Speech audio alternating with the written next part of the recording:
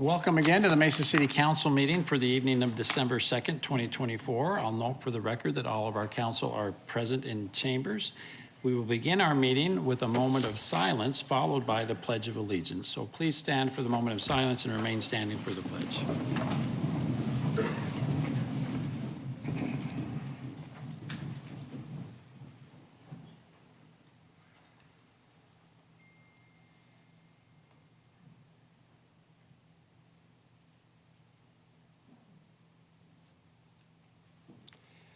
Please join me in the pledge. I pledge allegiance to the flag of the United States of America and to the republic for which it stands, one nation under God, indivisible, with liberty and justice for all. Thank you. The next item on our agenda is approval of the consent agenda. Mr. Kevin Christopher, would you please come forward and read the consent agenda? Good evening, Mayor and Council members. These are the items on the consent agenda. All items listed with an asterisk will be considered as a group by the City Council and will be enacted with one motion. There will be no separate discussion unless a council member or citizen requests, in which event the item will be removed from the consent agenda and considered as a separate item. Item 2, approval of minutes of previous meetings as written. Item 3A, act on liquor license application for Birreria Don Jose, 6339 East Main Street. Item 3B, act on liquor license application for Everybody's All Day, 104 West Main Street. Item 3C, act on liquor license application for Vape Sky, 6920 East Baseline Road. Item 4A, approving contract for baseline sewer assessment and rehabilitation, pre-construction services and construction manager at risk. Item 4B, approving 3-year term contract with 2-year renewal options for batteries and remote battery monitoring systems for intelligent transportation devices for the Transportation Department.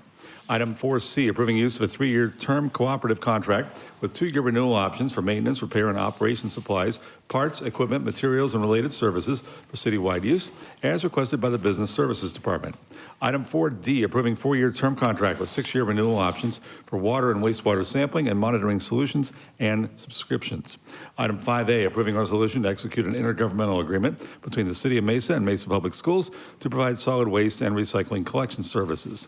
Item 5B, approving a resolution to enter into a grant award with HUD to accept grant funds for the Downtown Small Business Revitalization and Rehabilitation Program. Acceptance of this grant includes the City Council General Fund match, City General Fund match. Item 5C, approving a resolution to enter into up to a 6-month contract extensions with American Traffic Solutions for equipment and services related to the city's photo safety enforcement program. Item 5D, approving a resolution to extinguish a temporary drainage easement located at 3424 South Ellsworth Road to allow for development of the property. Item 6A, introduction of ordinance for proposed amendments to chapters 6, 7, 8, 81, and 87 of Title 11 of the Mesa City Code pertaining to adaptive reuse. Item 6B, introduction of ordinance for proposed amendments to chapters 67 and 87 of Title 11 of the Mesa City Code pertaining to residential zoning application review timeframes. Item 6C, introduction of ordinance for zoning case 23-859 for property generally located south of Southern Avenue and west of Alma School Road, a rezone to allow for the Fiesta-defined mixed-use development. Item 6D, introduction of ordinance for zoning case 24-767 for property located at the southeast corner of South Dobson Road and West Southern Avenue, rezone with a billboard overlay to allow for 2 billboards. Item 6E, introduction of ordinance for zoning case 24-474 for property located south of Pecos Road and west of Crisman Road, rezone with a planned area development overlay and site plan review to allow for an industrial development. Item 7A, approving a resolution declaring Mesa City Code Title 8, Health, Sanitation, and Environment, Chapter 1, Backflow Prevention and Cross-Connection Control to be a public record. Item 7B, introduction of ordinance repealing Mesa City Code Title 8, Chapter 1 in its entirety, and adopting a new replacement of Mesa City Code Title 8, Chapter 1, titled Backflow Prevention and Cross-Connection Control. Item 8A, approving ordinance amending Title 6, Chapter 10 of the Mesa City Code, entitled Public Park Regulations, including proposed changes to camping restrictions. Item 8B, approving ordinance amending Title 6, Chapter 1 of the Mesa City Code to add a new Section 23 entitled Urban Camping related to camping on certain city property. Item 8C, approving ordinance for zoning case 23-771 for property generally located west of Recker Road and north of Main Street. This is a rezone of the plan area development overlay and site plan review to allow for a multiple residence development. Item 8D, approving ordinance for zoning case 23-994 for property generally located north of Southern Avenue and east of Greenfield Road. rezone with plan area development overlay, a council use permit, and major site plan modification to allow for expansion of a mini storage facility. Item 8E, approving ordinance for zoning case 24-602 for property located west of Country Club Drive on the north side of Main Street. Rezone with plan area development overlay, a council use permit, and site plan review to allow for a multiple residence development. And item 8F, approving ordinance for zoning case 24-649 for property located south of Elliott Road on the east side of Power Road. Rezone with a bonus intensity zone overlay and major site plan modification to allow for modification to a grouped commercial center. Mayor and council members, these are the items on the consent agenda. Thank you, Mr. Christopher. Ms. Mosley, do we have a request to speak on any item that's on the consent agenda? No request, Mayor. Thank you. I see we have a motion made by Councilmember Freeman, seconded by Councilmember Summers for approval of the consent agenda. Please vote. Thank you. The consent agenda passes unanimously. The first item off of our consent agenda are items 9A through 9G. This involves the terms, rates, fees, and charges for the electric, natural gas, water, wastewater, and solid waste utility services. Before we begin, obviously we have a lot of people that are here that are going to be speaking on this. I just want to recognize that fact, and we want to just let me acquaint you with how we're going to proceed from this point on. Some of you may be new to participating at council meetings, so allow me to share some basics on decorum and procedure. If you have filled out a blue card, one of these, and indicating that you would like to speak, then I will call your name. You will come up to the podium. You'll have 3 minutes to speak. A timer will be running on the video screen so you can keep track of your time. Please bear in mind that the 3 minutes is meant for you to provide information or comment to the council on the agendized topic, not on some other topic. Everyone should be respectful, of course, when people are speaking.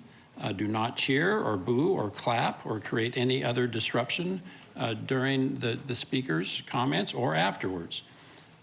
If you would like to express enthusiasm or support for them, please feel free to use jazz hands to indicate support.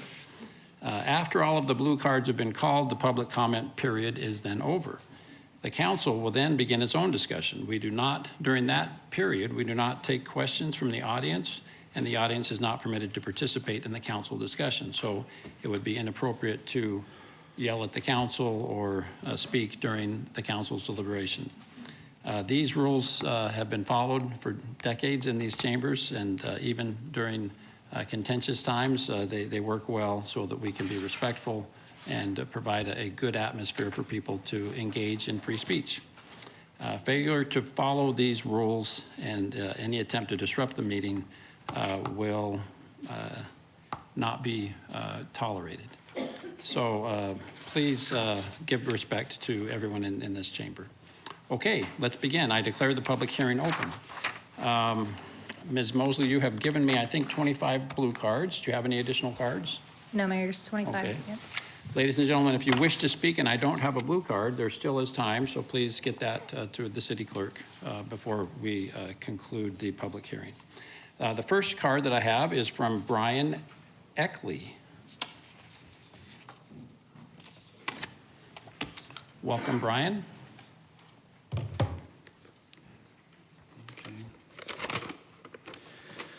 All right, Mayor Giles, City Council members, my name is Brian Eckley. My cross streets are Power and McDowell. I am here to ask you to vote no on the utility rate increase. For the majority of Mesa residents, this will be an added burden and put many further into the hole financially. Inflation has not retreated to pre-pandemic levels, and the proof is in the cost of food, gas, rent, and other necessities. This burden is still very real for the citizens of Mesa. I find it interesting and perplexing that all I hear from the city council and the city manager is that you need more money because costs have gone up. You say you have a shortfall. Yet my understanding is that in fiscal year 2023, you had a $12 million surplus in the general fund and a $127 million surplus in the business utilities activities. And you expect another surplus in fiscal year 2024. The one thing that I have not heard from you is how you intend to cut costs. It is all about the need for more money and more spending. What about us as residents of Mesa, who will have to cut our costs and our spending if the utilities go up? That's a given. How will we absorb that in our budgets? We will have to reduce our spending because of the rate increases. I want to close with this. Boeing is cutting 17,000 jobs across the nation. They're cutting several hundred jobs here in Mesa, as you probably know, and I have 2 friends who work for Boeing who are waiting to see if they're going to lose their jobs. So if they lose their jobs, then this rate increase is going to be a problem for them also. Very real. Now, Boeing is cutting because they want to be more profitable, they want to be leaner, and the city of Mesa can do the same thing. I don't think the city of Mesa is working under optimum financial conditions. And finally, a personal story. One of my daughters lives here in Mesa, and she comes home every once in a while, to visit, but also to eat. She is blessed to have a roommate and getting a great deal on rent, which rent is very high here. But she's still having to make decisions about putting gas in the car to get to work or buying extra groceries to put in the refrigerator. That is where the majority of residents in this city live. Of course, a rate increase for you folks on the council is not a big deal, but you don't have to make those kinds of decisions that my daughter has to make. Thank you. Thank you, Brian. Folks, clapping's inappropriate. Thank you. I'm sorry, I apologize, Alex. Alex Van Kiechich, am I in the ballpark?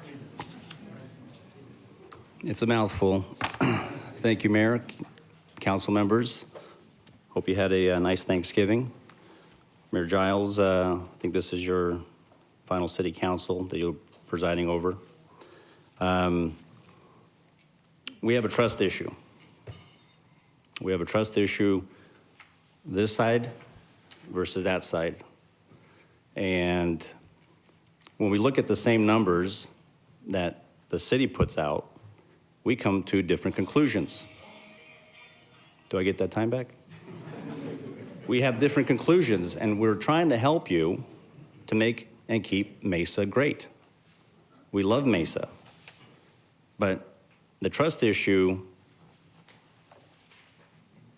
has been going on for quite some time now, and there's some confusion why all of a sudden people are up and at it. Well, it's kind of built up to a head. I'll give you a good example. Mayor Giles, this is supposed to be a nonpartisan seat that you have and everybody else, but you used your political influence as a member of a certain party to discredit the party that you say you belong to. You did it very publicly. My time. Let's do this. You did it very publicly, and you did it out in the open.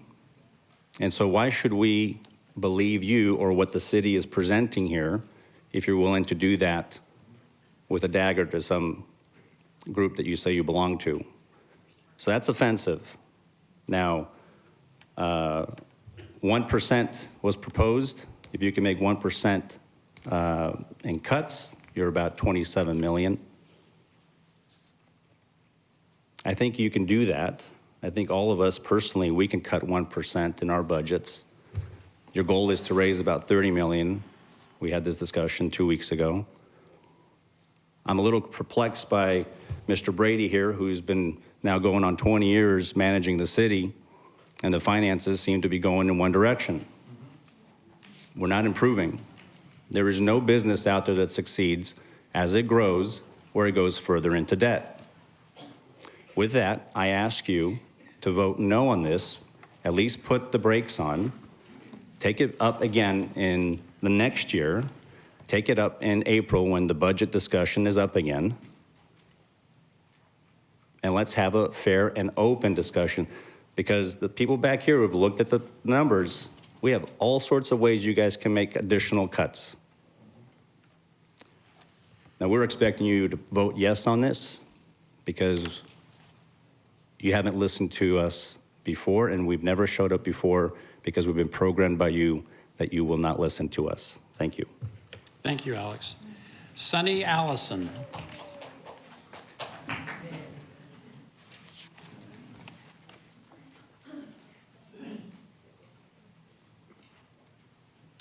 My name is Sonny Allison. I live at 6545 East Adobe Road.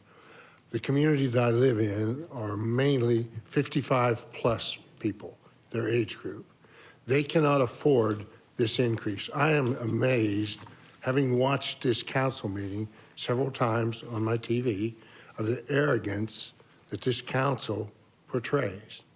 You are representing people in your district. I would bet the farm that none of you have gone into your district and asked the people you're supposed to represent if they are comfortable with this increase.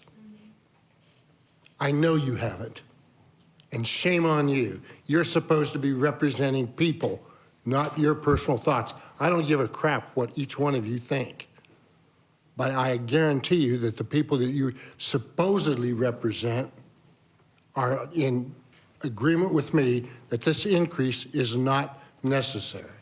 Thank you. Thank you, Sonny. John Davison.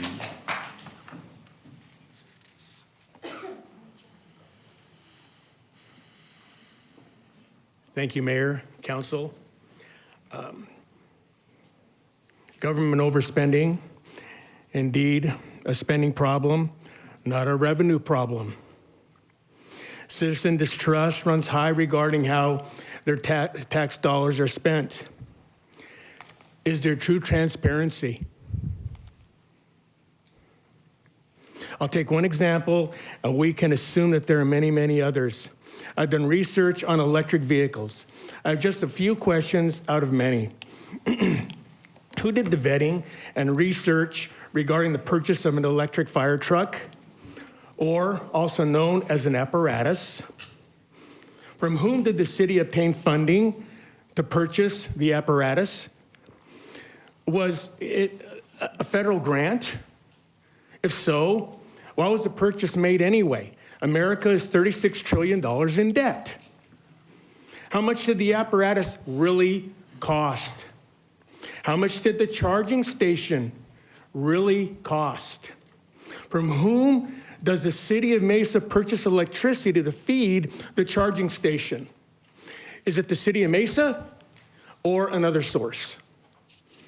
How much does the same and simple diesel apparatus cost? How many diesel apparatuses could have been purchased for the price of one electric apparatus, charging station, et cetera, everything which is needed for such an apparatus? Who pays for the initial training of technicians or maintaining the apparatus, charging station, et cetera? At what cost? How many special technicians were hired needed? At what cost? Who pays for the ongoing technical training, certification, et cetera? At what cost? What sort of maintenance is required for such an apparatus? The charging station, et cetera, is maintenance on a diesel less? How much less? Since its delivery, which I'm guessing would be approximately 12 to 18 months ago, has the electric apparatus been used sparingly? Why? Is it reliable? Is it difficult to obtain parts?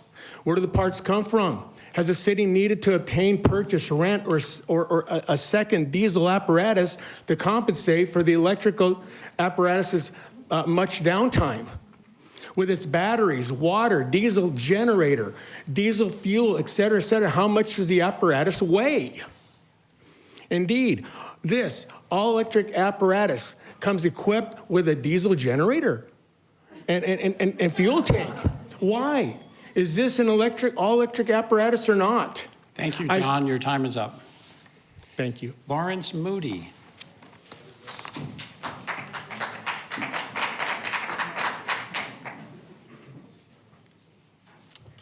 Hi, my name is Lawrence Moody. I live at 701 South Dobson Road on the corner of Broadway and Dobson. And I live in West Mesa, as we all know, and that's a poor district of the city of Mesa. And a lot of the people that I live with only got a 2.5% raise on the Social Security. I know that we get our electric from SRP, but we get the rest of our utilities from the city here. And that's really going to hurt all the people that we have living where I live in that entire area too, because a lot of those people just about have just entry-level jobs and things. So I think we need to look out for the people. Thank you. Thank you. Kevin Medema.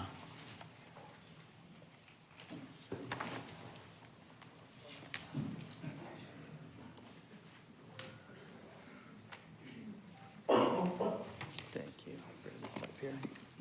Good evening, Mayor and council members. Mr. Brady. Yeah, I'm going to put these up here again. It's okay with you. Let me finish this so I can get to that. Thank you. You want to do that one? I don't need to repeat everything that everyone said. Oh, by the way, Kevin Medema. I live at 1150 North Yale. I don't need to repeat the sentiment. Thank you, Alex. So what I'm going to read here is more about going forward from here, regardless of what happens tonight. So, and this is just to keep me on track. Obviously, during the last city council meeting, you heard from the citizens who had expressed their opposition to the proposed rate hike. In fact, there are over 2,000 signatures from our online petition, and currently an unknown paper signatures that haven't come in yet. I will leave these with the city clerk tonight, so you'll have those. As our leadership of our city, you need to recognize the efforts, the desires, the circumstances that your citizens are expressing to you. Every district is represented here in the people that are here. They are a finite, not infinite, source of revenue for the city. There have been several articles in the newspapers about the previous council meeting, and I'm encouraged to hear that many perspectives of all the stakeholders. However, it is important to note that these periodicals thought it was worth letting everyone else know. I realize this is new to the council to see the amount of attendance from the last meeting and tonight. I haven't seen many citizens in prior council meetings speaking for or against propositions, but the issue has awakened and galvanized, this issue has awakened and galvanized their position. Someone stated in the council meeting asking why now, referring to it might be too late. That was in the previous one. I remind you that after the September session, or study session, when the proposed increase was introduced, that many of the people had emailed and called their council members stating their opposition, so it wasn't too late. I challenge the Mesa leadership, both council and management, to consider and find ways to be better fiduciaries of the revenues generated and grant some concessions to your citizens this evening. I don't know what that looks like, but we are willing to take an active role in working with you. I think this should be this is an unprecedented event for our city. It is the beginning of a new involvement from your citizens. Thank you, Kevin. Your time is up. Wow, that went fast. Thank you. Thank I'll you. remove these. Mary May Benno.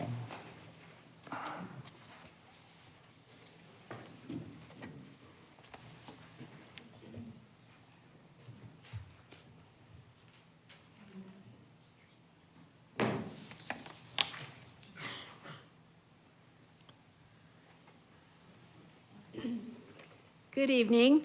My name's Mary Mabino. Live off of Recker Road and Brown Road. In March 2020, the City Council approved an ordinance that from that time on, they were to take 30% of the utility funds and transfer to the general fund, since the city had no primary property tax.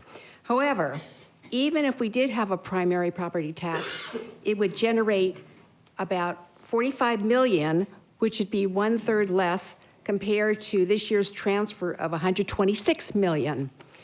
Why can't you decrease other expenditures in the general fund not related to public safety?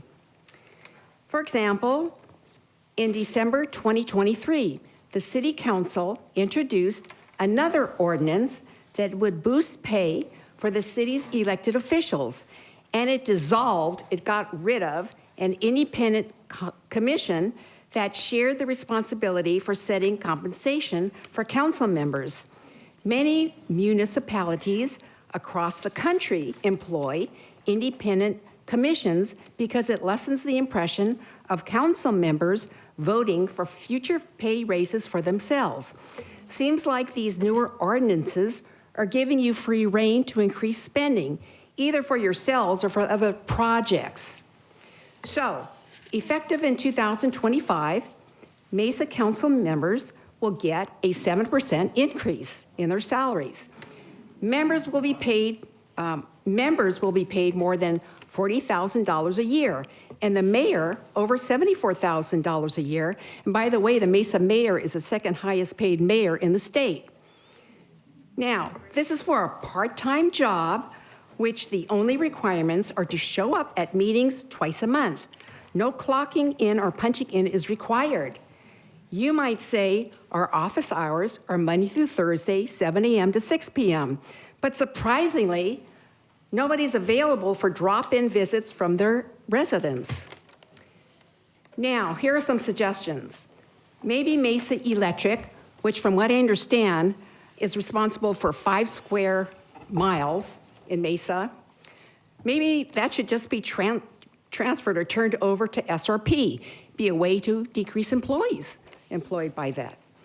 On the chart that you guys had shown last week, showing AMI, which is Advanced Meter Infrastructure, of $101 million, one of the benefits that it said was it's a reduction in staff to read meters. But are you terminating these staff or just reassigning them to other positions within the city of Mesa?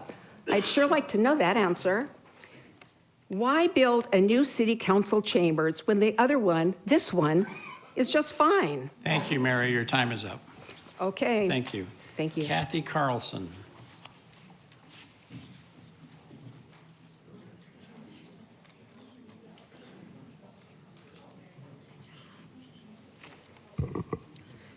My name is Kathy Carlson. I live around Power and Brown area. As many people have said, we are feeling the effects of the incredible inflation, thanks to those in the White House that you and Mrs. Spilsbury have publicly supported. And they obviously have a spending problem. So I hope you can see that in them. If the rate hikes are so desperately needed, how about cutting other spending that doesn't affect the pocketbooks of the citizens of Mesa? You were elected to look out for our welfare. Where is your compassion for the thousands of citizens and seniors on fixed incomes that are struggling and just don't have the extra money? I remember you guys buying the Grand Hotel because of so much compassion you had for the homeless. Where is your compassion now?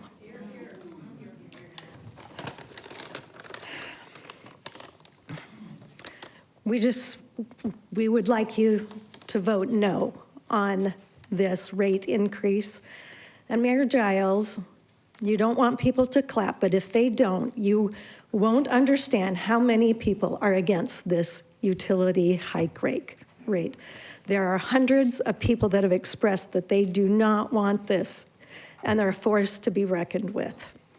There are numerous precinct committeemen out here and constituents alike, and we just want you to know that we are on notice of you.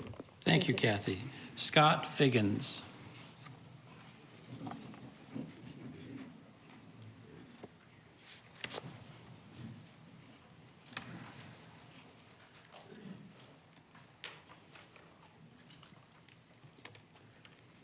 Good evening. I guess I'll address this. Good evening, Mayor Giles, Mayor-elect Freeman, Council. Apparently, I'm going to be against the popular opinion behind me. My name is Scott Figgins. I'm a captain paramedic with Mesa Fire Medical, about 20 years on the job. I'm also the president of United Mesa Firefighters Local 2260. And so I speak on behalf of the 546 public safety professionals that represent Mesa Fire Medical. And I want to start off by saying thank you. I want to say thank you to this council. I want to say thank you to Mr. Brady, to our staff in Mesa that we continue to work closely with. I want to say thank you to our businesses. I want to say thank you to our amazing residents. Thank you for your continued support of public safety and for consistently making public safety a top priority. Our citizens' support continues to be evident in every way, shape, and form, including when it counts most. During the last 2 local elections, we've had ballot measures. Question 2, both were tied directly to public safety. Both focused on public safety and advancing public safety. Both of those passed 71% and 69% respectively. In fact, this year's election, question 2 had 150,000 votes. I know we heard about this 2,000 petition. We had 150,000 voters overwhelmingly support public safety. This unwavering commitment is to ensure that Mesa remains safe and a thriving city for everyone. So as we continue to prioritize public safety, we do also have to recognize the importance of keeping Mesa affordable. However, affordability must go hand in hand with protecting the safety and welfare of our citizens, businesses, and visitors. The utility rate plays a critical role in achieving this balance. Since Mesa does not have or rely on this property tax, or a grocery tax for that matter, the utility rate becomes even more vital to sustaining our city's operations. It's important to note that utility fund transfers, as was already heard, they are capped at a 30%, with 25 of that 30% going directly to public safety. The other 5% does go to the general fund. But this ensures transparency and accountability while keeping public safety at the forefront of our financial priorities. Over the past few years, we have felt the impact of inflation, all of us. Mesa is no exception, and the proposed utility rate increase is a necessary step for us to continue providing the exceptional public safety services our community demands. So on behalf of the United Mesa firefighters, I want to express our full support for your recommendation of this increase. Thank you. Thank you, Scott. Jesse Hollerich.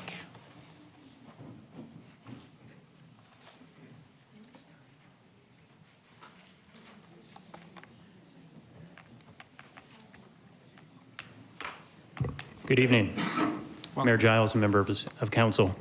Public speaking is not my jam, so this is going to be tough here. But Mr. Mayor, I would like to take a moment to thank you for your service and leadership over the past decade. I would also like to congratulate the future mayor of Mesa, Mark Freeman, on his recent victory. I know that Mr. Freeman's 31 years of service in the Mesa Fire and Medical Department and his time as a councilman of District 1 will serve the residents of the city well, and I look forward to your leadership, sir. My name is Jesse Hollerich. I am a proud Mesa resident of District 1, where I'm raising my 2 wonderful sons with my beautiful wife, Kathleen. I'm also a paramedic engineer with the Mesa Fire and Medical Department, with over 10 years of service. I, like many people in this chamber today, did not want to see a utility rate increase. That being said, I'm also a realist. I understand that it takes tax revenues to provide the level of service that our citizens have come to expect. That is why I'm here to express my support for the modest utility rate increase you'll be voting on today. Unlike our surrounding cities in the valley, we do not have a primary property tax in Mesa. Our city services are funded through sales tax and utilities primarily. Starting this January, the rental tax repeal that was passed at the state legislature will reduce annual city revenues by over $20 million. The flat tax enacted by the state has already reduced state shared revenues that supply this city. The same inflation that has affected everyone in this room has also affected the city's ability to deliver its services. With millions of dollars in lost revenue that I just mentioned, I know that the city will be forced to cut its current service model. We cannot afford to let that happen. Our police and fire departments stand as examples for the rest of the country. For me personally, when I'm away from my wife and kids for 24 hours straight serving our residents at the fire station, I am comforted knowing that we have some of the best in the business watching over my family until we return. When our citizens are experiencing the worst day of their life and they dial 911, they know they're getting the best. Without these revenues, I fear that we will not be able to recruit, hire, and retain the best in public safety personnel. I am genuinely concerned that we could lose the top-tier recruits to neighboring agencies. My family and my neighbors deserve the best. Therefore, I support your recommendation, and thank you for your time. Thank you, Jesse. Carl Mickelson.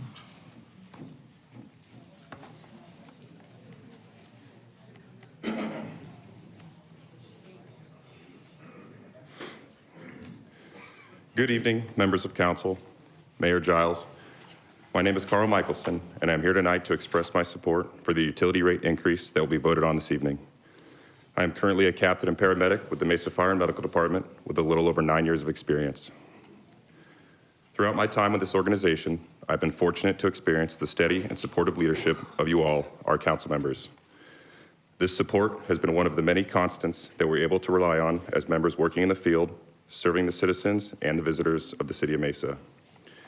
Your support has provided us with new fire apparatus, exceptional equipment, and training, all while maintaining fair and competitive wages and benefits. As you know, this support has come without the funding of a primary property tax, unlike our surrounding municipalities and agencies. Relying on the city sales and utility tax to provide our essential services, while I'm sure there may be some individuals who say our public safety organizations receive more funding than many of our surrounding agencies, I would like to highlight a few things that are often overlooked when it comes to funding our police and fire departments, some of which provide a level of cost recovery, aiding in our fiscal responsibility. First and foremost, our departments participate in benchmarking with a number of our surrounding agencies to ensure that personnel salaries remain fair and competitive to aid in recruitment and retention. This benchmarking process allows for responsible and educated decision-making with our citizens' tax dollars as it relates to employee wages. Additionally, we are responsible for ensuring our Mesa Regional Dispatch Center is staffed and maintained with the appropriate personnel and technology to allocate resources in a time of emergency for not only the city of Mesa, but Gilbert, Superstition, Queen Creek, Rio Verde, Fort McDowell, and Fountain Hills. The financial benefits and cost recovery associated with maintaining good regional relationships and providing services are often overlooked. These relationships allow for our police counterparts to provide assistance as well through a state-of-the-art real-time crime center, which helps ensure the ongoing safety of the citizens of Mesa and our regional partners. Additionally, over the past few years, your commitment and support to our fire and medical department, providing exceptional customer service, has allowed us to add a transport division staffed with nearly 90 personnel on ambulances, the largest in the East Valley. This transport division continues to expand with the needs of our city and still provides a 97% cost recovery. These mentioned services and divisions are just a few that provide not only a higher level of care to our citizens, but a cost recovery as well through regional relationships. It is services such as these that allow us, your public safety members, to provide such a high level of care and customer service day in and day out. By supporting the very modest utility rate increase, our police and fire departments will be able to continue to maintain and provide services such as these to help keep our community healthy and safe. Thank you. Thank you, Carl. David Winstanley.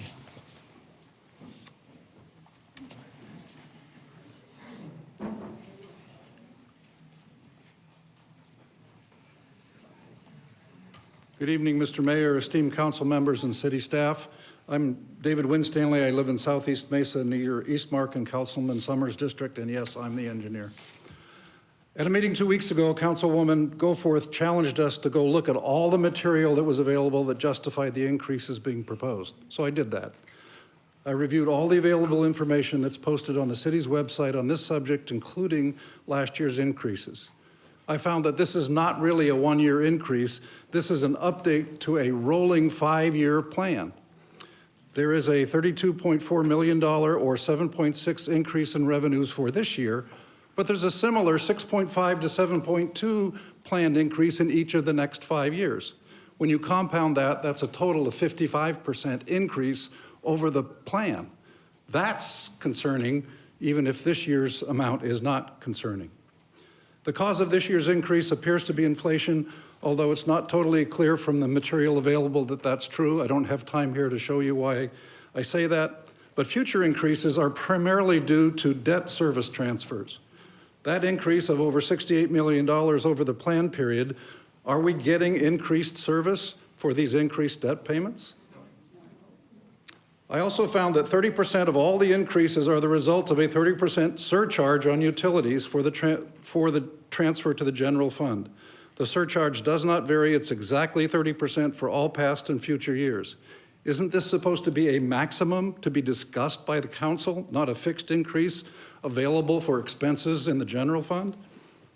Most concerning to me is that the 5-year plan specifically spends $20 million per year more in expenses than it takes in income for the next 5 years.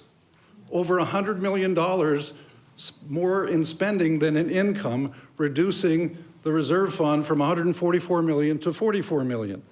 And that reserve fund balance from 25% down to 6.4% in fiscal year 28 and 29. This is fiscally irresponsible. Any accountant will tell you this is a problem. And in fact, your city manager, Mr. Brady, twice in the meeting 2 weeks ago said that this will cost you more money because the credit agencies will see that and charge you more. It's a circle that's going to be a problem.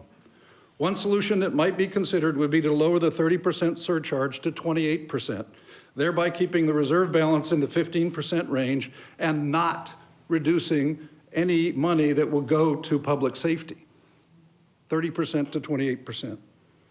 I would respectfully ask you to vote no tonight and ask your staff to reconsider these items before proposing a new plan to you. Thank you for your time. Thank you, David.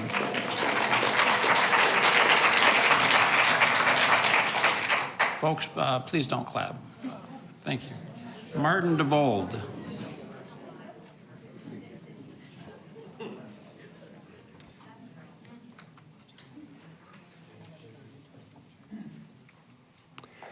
Mr. Mayor, Council, thank you for taking time to listen.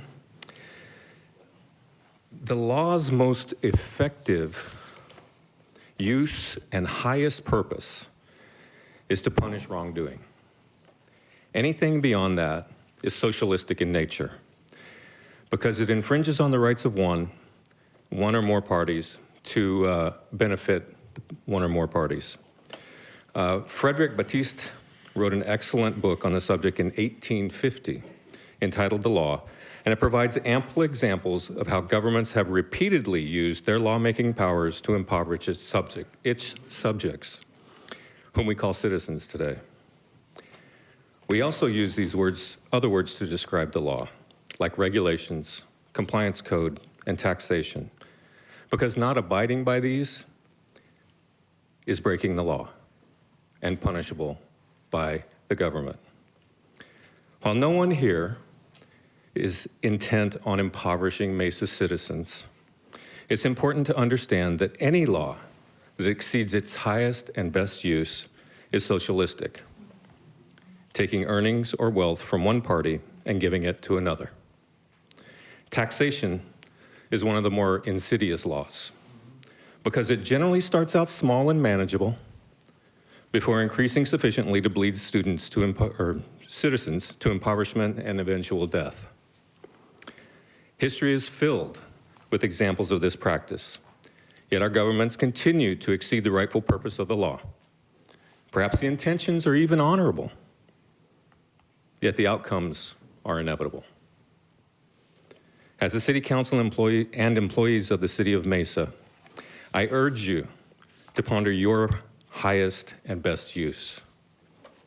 Is it to build the greatest city the world has ever known? Or is it to steward the least amount of taxes possible to provide a safe environment in which citizens can thrive? 2 weeks ago, one of the members confirmed that 30% utility rates were being swept into the general fund, essentially a tax. The same meeting confirmed this methodology is codified in the city's constitution because the City Council in the 1940s deemed that the city could function well without a property tax, primary property tax. As a citizen of Mesa, I view this practice as a deceptive bait and switch. That would be punishable by law if not condoned by the very government benefiting from this practice. A utility rate increase is a disguised tax increase, and the city financials and budget projections confirm that this is exactly how it is seen internally. Thank you, Martin. Your time is up. Amanda Nelson.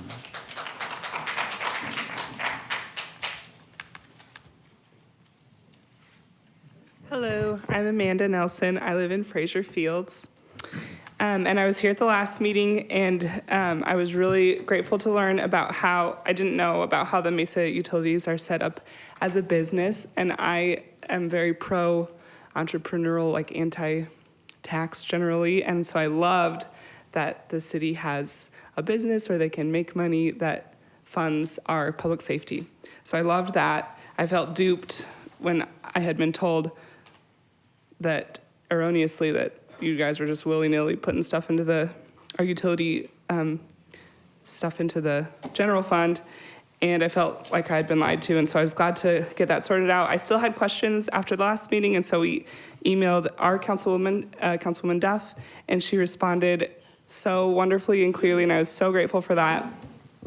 And one of the things that was said in the meeting was, when everyone was going nuts, they said, you guys, we're talking about $5. And so I went back and I looked through the PowerPoint that I hadn't known about before the meeting. And so I was really glad that I am like learning my education about how civic things work is just, I'm so grateful that I'm getting to learn about all this. Anyway, I went back and I crunched the numbers, and we live in a 75-year-old house. We've done lots of renovations to try to make it more energy efficient. And our family will actually be looking at about $40 more a month in the summer. And so that's what we're looking at.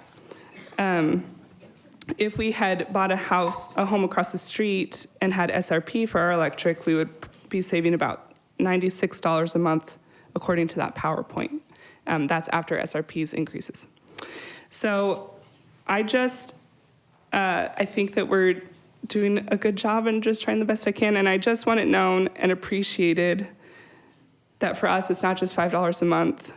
And I just want it known and appreciated the monetary sacrifice that our little family is making in the name of public safety. Thank you. Thank you, Amanda. Blaine Waters.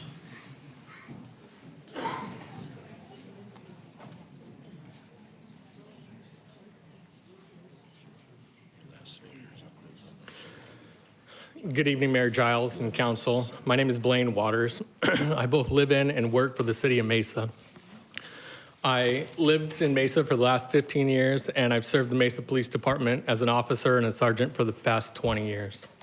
I'm here this evening to express my support for the modest utility rate increase you will be voting on. We all know that your predecessors on the Mesa Council did not enact a primary property tax. Because of this decision, a significant part of the city's budget is funded with revenue from city utilities. Knowing this, people may think our utility prices would be significantly higher than other cities in the valley, especially considering that these cities also have primary property tax to help fund them. Well, this is not the case. Even without a primary property tax, City of Mesa utilities fall in the middle of the pack around the valley. Some would say, and have said, that this modest increase is not necessary. Well, I say to those folks, we cannot have our cake and eat it too. City of Mesa residents have time and time again voted to support a public safety transfer from the utility revenue to help police and fire departments. The transfer is even more important in the upcoming years. Starting January 1st, the city will no longer be able to collect a rental tax, as the Arizona legislature voted to eliminate that income. What does this mean? As spoken before, $20 million will no longer be available for the City of Mesa to use in its budget. This, along with reductions in state shared revenue for cities, will greatly decrease funding for critical operations. Faced with the loss of these millions of dollars, the city has proposed a modest utility rate increase to help stabilize our budget and our services. A modest utility rate increase will help keep up with rising costs, ensure that we can continue providing essential services like police, fire, emergency medical support, and preserve the quality of life that we all enjoy. This increase will help fill the gap, ensuring we are not forced to cut back on crucial services that our residents rely on. As part of the police department, I know that the model of our department that our department is a model department for all around the country to look at. And if we continue, and if we want to continue to recruit, hire, and retain the right people, as our residents have come to expect, the modest rate increase would be the way to support these efforts. Again, I cannot stress enough how important this is and how vital it will be moving forward for the city and the public safety. As a Mesa resident and as a member of your police department, I urge you to vote yes on this rate increase. Thank you. Thank you, Blaine. Jeremiah Seaman.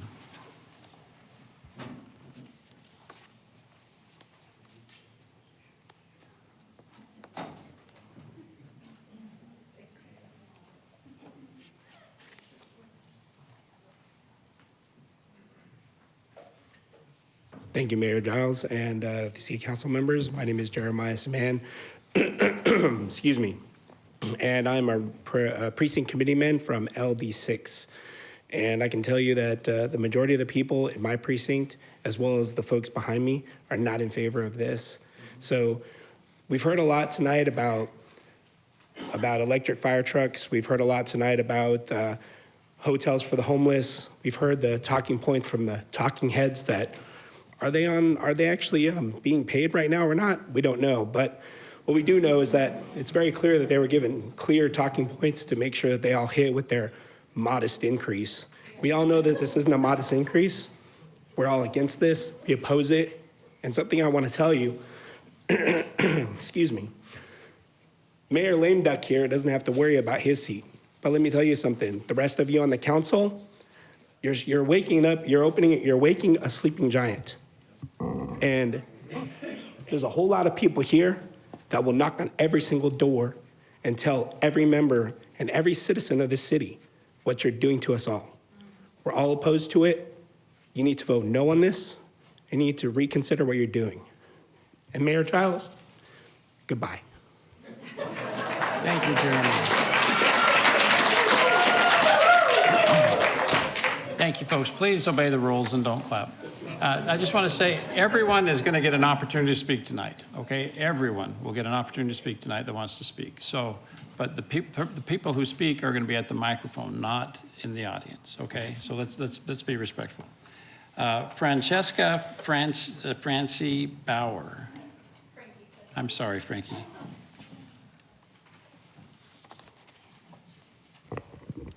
Good evening. Mayor Giles and council members, thank you. My name is Frankie Bauer. I'm in District 6, Mulberry Community. And thank you for the time to speak.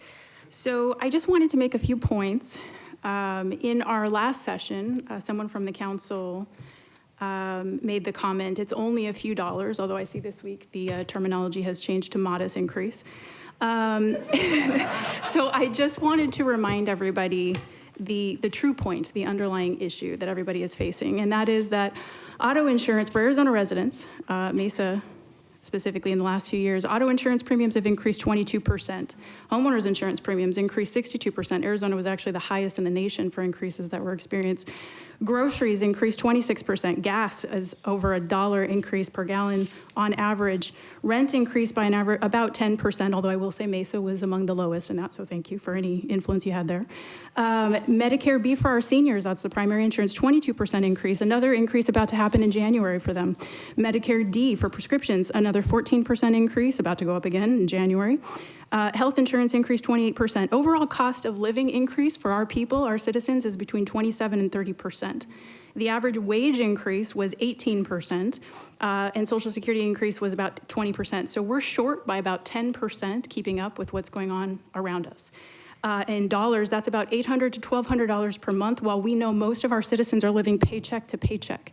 So really what we're talking about here is death by 1,000 paper cuts. And so while this feels like it's just this couple of dollars, to us, it's not just a few dollars. It's a lot, it's impactful, and it is hurting our families every day. And so what we're asking for is, we just had our election, so we're trying to change things on a more grand scale. But here we have bigger, quicker impact that we can actually make to help our citizens. And that's why we've elected you. That's why we're asking you for help. So if we, the people, if you, the council, can help alleviate the burden in our people in any way, even in this small amount, we should do it. And the second point I wanted to make is also in our last session, there was another comment. and it was, this is how we've always done it. There's always been an increase year over year, and that's true. We heard other speakers tonight say the same. But I want to remind everybody, and I want to respectfully disagree with some of the folks that were in the affirmative or support of this. In no way, shape, or form I would venture to guess that there isn't anybody here who is suggesting that we remove or eliminate priority or crucial funding to things that we need every day. All we're saying is, if you keep doing the same thing over and over again and expecting different results, you're stopping progress. And we're not to stand there and say that everything is perfect and there's no room to save any money to help our citizens while they are struggling daily is not okay. And we need to look in the mirror, we need to look at our budget, and we need to see where we can make these cuts. And quite often in doing so... Thank you, Frankie. Your time is up. I apologize, and thank you. I just want to make one last point, and that is, if we do believe that we can help our citizens, and if we do want to answer the call and take advantage of this amazing opportunity where the people are engaged and they want to help and strive for something positive, we should take it and work together to do so. Thank you, Frankie. Joanne Robbins.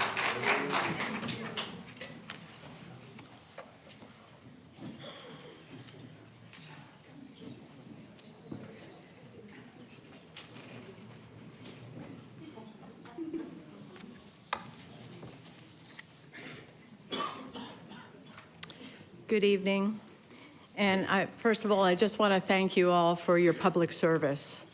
I know it's a large responsibility that you have in upkeep with our community, and I appreciate that. And I come here to remind you that your obligation is to serve the interests and well-being of our communities, because that is why each and every one of you are here tonight. Ms. Bilberry, you are my representative. I live on 4202 East Broadway, that's at Greenfield, and you serve my community. But from the last meeting held on November 18th, I came away seeing that you councilmen were not interested in hearing how your plans to govern our city will impact our family and our communities. That's why we elected you. This budget is not run by your money. This budget is run by our money. So we came here to tell you, our representatives, you, Ms. Spilsbury, that this increase in all utilities is too much of a burden for us. I appreciate you, first responders, I really do. But the thing is, this increase in all utilities, it's a burden. So please stop and listen. At the last meeting, you told us that we were misinformed on what these rate hikes will do to our family. Oh, $5, you say, $5. Well, let me tell you that you're the ones misinformed. If you think that telling a family who can't buy food and gas to get to work at the same time, that coughing up an additional $5 is not going to break their backs, that's hogwash. You're misforming us that you are looking out for our best interests. So now is not the time for this budget increase. Please put it off. We can look at this next year or maybe the year after. So we're coming here tonight to reason with you that we are in a lot of financial hurt right now. You tell us this increase is for public safety, and in the same breath, you tell us that Mesa has the best public safety record even over Gilbert and Chandler. Well, if our public safety is doing so well, how come it can't ride another year and give us a break? So you're demanding that we make tough cuts in our family budgets while increasing your budget. And when we tell you, our representatives, that your increases are greatly burden us, your response is, oh, you're misinformed. Well, Mayor Giles and respected councilmen, listen to reason. Don't send us home tonight saying, let them eat cake. Because if you do, be prepared that the next election cycle, you're fired. You're going to hear from us, you're fired for malfeasance. And honestly, I'm thinking of running, so be on guard. Thank you, Joanne. Folks, let me remind you again, clapping is inappropriate. Carrie Davis.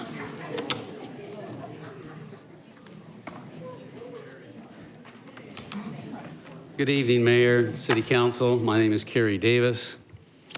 According to the city's 2023 annual comprehensive financial report, the city reported governmental activity surplus of nearly $12 million and business type utility surplus of $127 million. And transferred from the utility funds was $120 million to the general fund. Why did the city transfer $120 million from the utility fund to the general fund?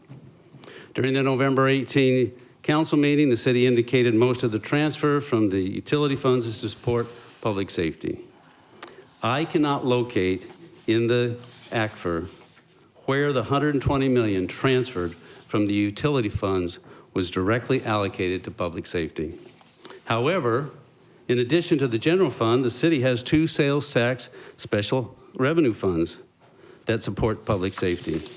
According to the 2023 ACFR, these two funds contributed $64 million to public safety and had a combined ending balance of $97 million in these two funds. Clearly, public safety did not need the majority of the $120 million transferred from the utility funds. According to page 22 of the 2023 Annual Comprehensive Financial Report, $72 million of the $120 million was transferred out of the general fund to other non-major governmental funds, not public safety. The remaining $48 million increased the general fund ending balance. Councilmember Duff indicated one of the reasons Mesa has so many more employees than our two neighbors, Gilbert and Chandler, is because we have two airports. However, according to the 2023 Annual Comprehensive Financial Report, Mesa only had reported 14 employees for Falcon Field Airport. Mayor Giles indicated we were relying on inaccurate information supporting our objection to the utility rate increases, but provided no explanation of what information he was referring to when he made the comment. I would like to ask Mayor Giles, where does the ACFR reflect an allocation of the utility fund transfer to public safety? Could it be the council is relying on incomplete information to justify their support and defense of management's proposed utility rate increases, instead of representing the interest of voters? It appears to me management governs Mesa, and the city council takes its direction from management instead of the council providing direction to management when it comes to utility rates. We support public safety, and we're not suggesting reducing public safety funding. I agree with Mayor Giles. We are not comparing apples to apples. We are comparing the less efficient Mesa government operations to the more efficient government operations of our neighbors. We are requesting you identify areas where city government can operate more efficiently and reduce your over-reliance on utility fund transfers to the general fund.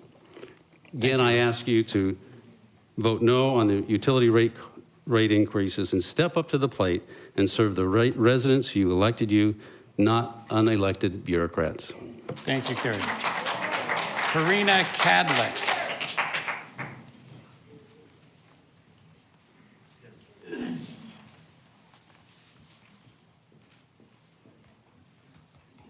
Good evening, Mayor Giles. This is my first opportunity to present my no, a big no for the utility increase here in Mesa, Arizona. Congratulations, Mr. Freeman. We welcome you from the bottom of our hearts that you make the right decisions in regards to the people and being a citizen, should I say.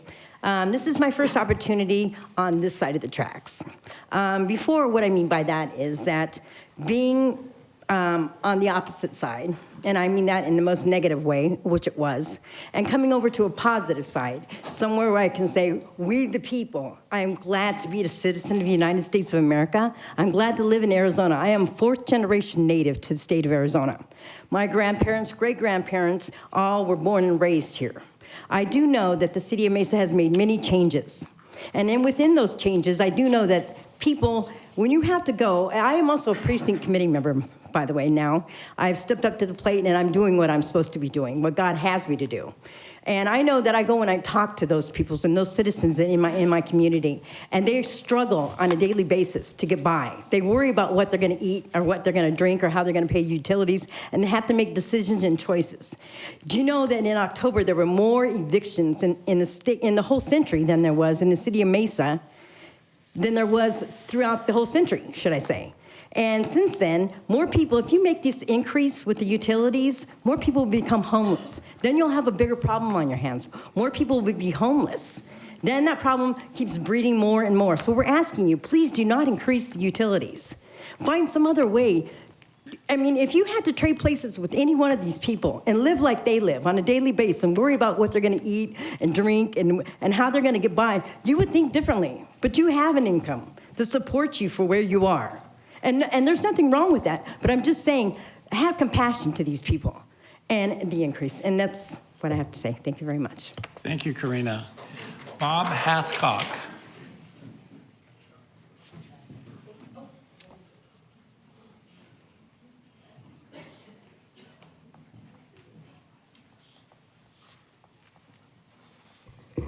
Good evening, Mayor and Council, and congratulations to my friend Mark Freeman, our new mayor, soon to be.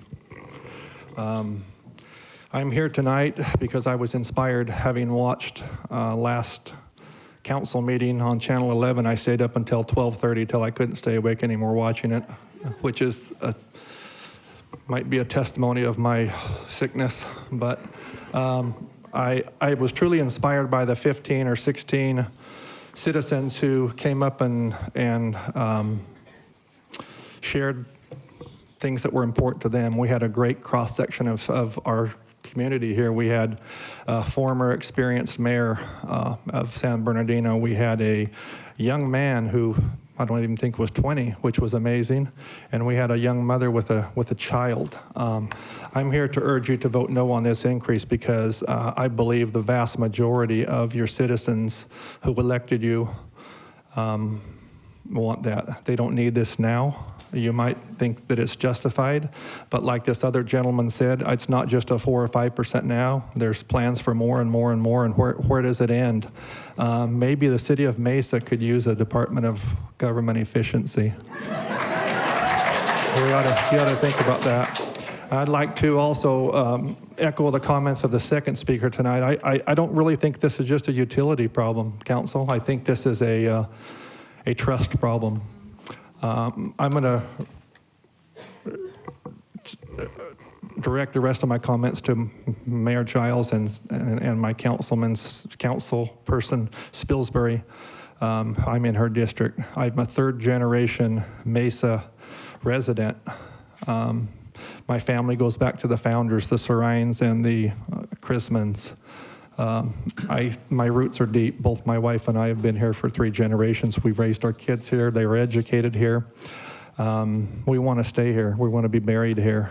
I urge you to vote no on this. And I would just also like to tell you, Mayor, that you have a trust problem. It's not a problem for you anymore because you're going to move on. Good luck with your future endeavors. Ms. Spilsbury, the same can't be said for you. I think you've got some serious hurdles, and I know you're aware of them. I've spent so much time researching all of your interviews and your podcasts, both of you, and for the life of me, I can't figure out how the two of you could have such a hate for a presidential candidate to where you would betray your conservative voters. Mr. Hathcock. Really, to betray your conservative voters. And let me remind you, you need to limit your comments to the agenda item. I'm just telling you, Mayor, this really isn't all about utilities. It's about you've lost the trust. Thank you, Mr. You've lost the trust of your voters. Time is up. You're mostly conservative voters. Got it. You have admitted publicly we have a conservative city, and especially Mrs. Mr. Pillsbury. Hathcock, your time is up. Okay, thank you. Thank Appreciate it. Earl Taylor.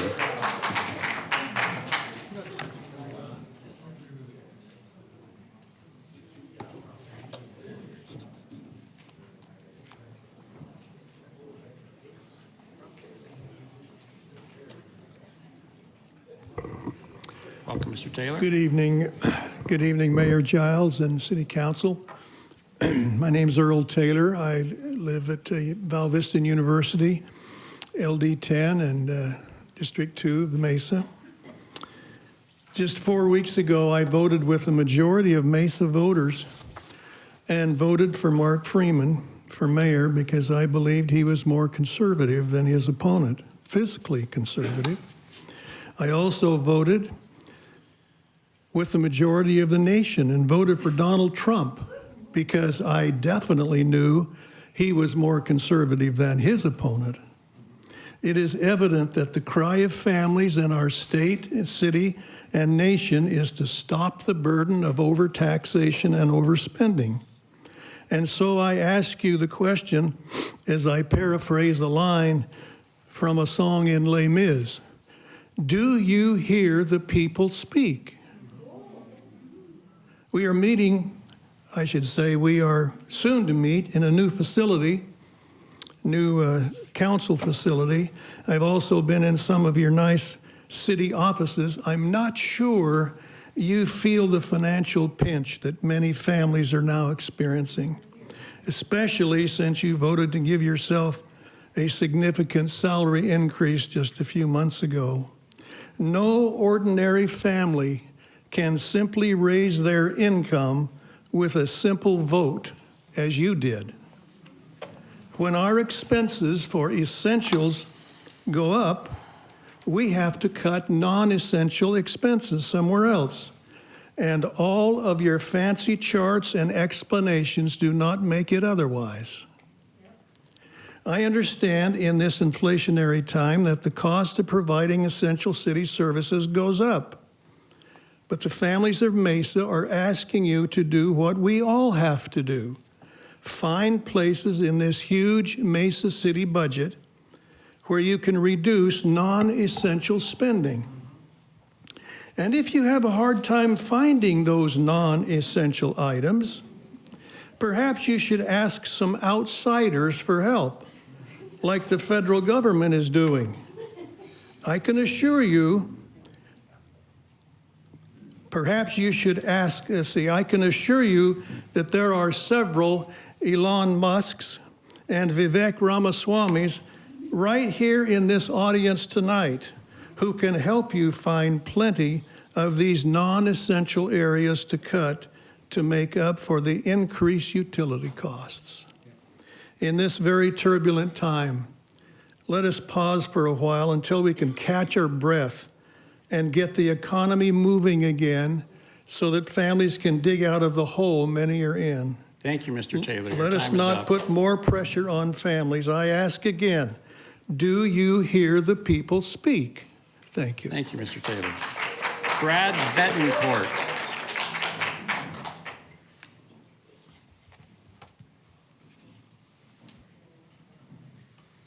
Good evening. I'm Brad Betancourt. I was elected to the board of directors of Dobson Ranch earlier this year in Mr. Heredia's district. And we just decided to raise assessment fees 5%, and a significant reason was the increase here on utilities. I live in Lake Park Village, and that puts us in 2 HOAs. I'm not on the board of directors there, but they rose it 9.8%, again, having to do with these utilities. So our homeowners are getting hit twice by this utility rate hike. And I would just say, when you look at these commercial rates rising the way they are, close to or at double digits, I would wonder what kind of errors have been made in the past, and what are you going to do in the future to avoid those kind of errors? Because I see rates that high, and I just think there have got to be errors in the past. And what are you going to do to fix that? Thank you. Thank you, Mr. Betancourt. Mark Lavender. I actually just wrote a quick comment, but basically my whole premise is that we should have more efficiency in our government. I mean, we've all aware, I mean, that was the premise of my campaign, is that our city government is bloated, and it's not this council's fault. It's not, it goes back council after council after council. Government growth is generally a natural occurrence over time, especially when we have such a beautiful tax base and bunch of citizens who are doing really well. It's the same thing with our waist size. We get fat if we don't watch what we eat, except for the mayor. He runs bikes and swims everywhere he goes, but the rest of us, you know, it's the same thing. And with regards to this tax, or with this utility rate hike, one of the other things that I don't think anybody's mentioned is it's regressive in nature. In other words, a regressive tax is a tax that impacts poor people more than it does the middle class and upper income people. So not only is this utility rate hike, I think, unnecessary, but it's also impacting the people who are most vulnerable in our community. And I've met people before who had dead grass in the front yard and a pool in the backyard, and they're on fixed incomes, and they said, well, we had to choose between the pool and the grass, and I have grandkids and they like the pool. So these are the things that I think we should all take into account, and I'd ask that you guys give us some thought and put on your problem-solving hats and see if we can find that money elsewhere and vote no on this. Thank you. Thank you, Mark. Barbara Parker.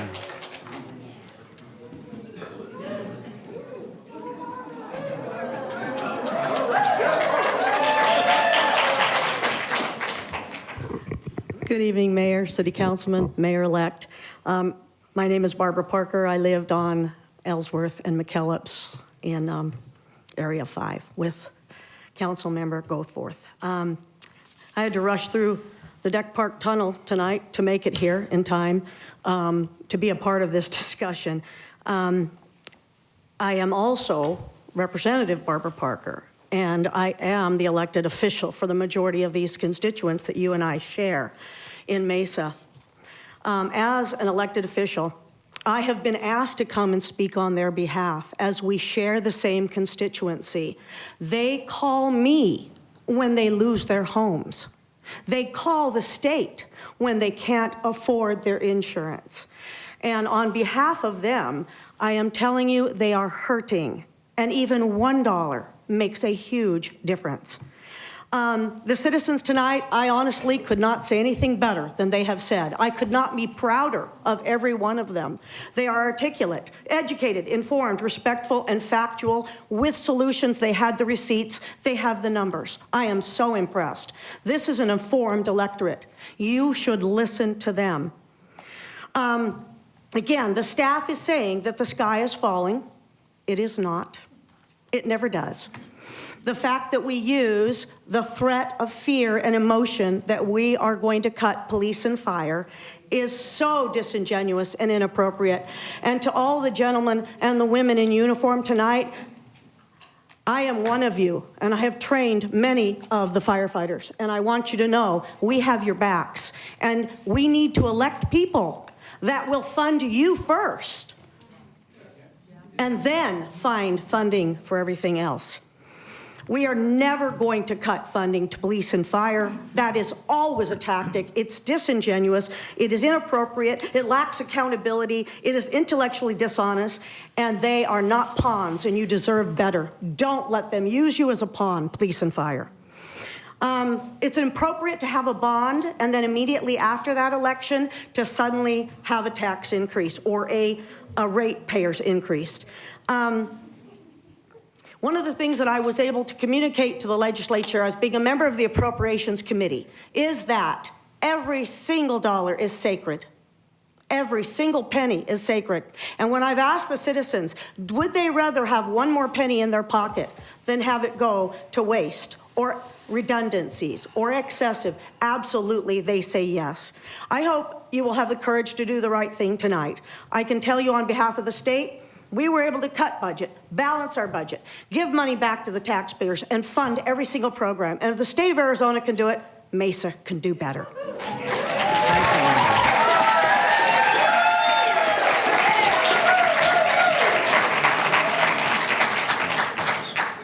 Thank you. Please don't clap. Doreen Taylor.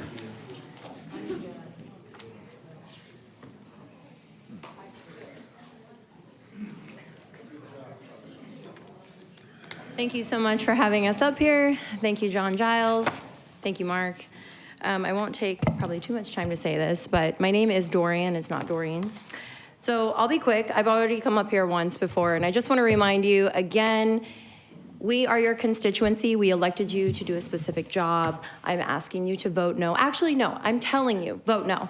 I'm not asking you to vote no. I have helped employ you. My taxes pay your paychecks, along with all of your other constituency here. And Mrs. Parker and Miss Frankie, thank you so much for coming up here and saying something. Mrs. Parker made a comment. We had 4 questions for the city of Mesa. They were approved. We have 2 city bonds that together are going to equate to $260 million. 90 million of those dollars is for public safety. Why do we need a utilities increase if $90 million was approved for public safety? I am baffled by this. $54 million will be for a 911 emergency center improvement.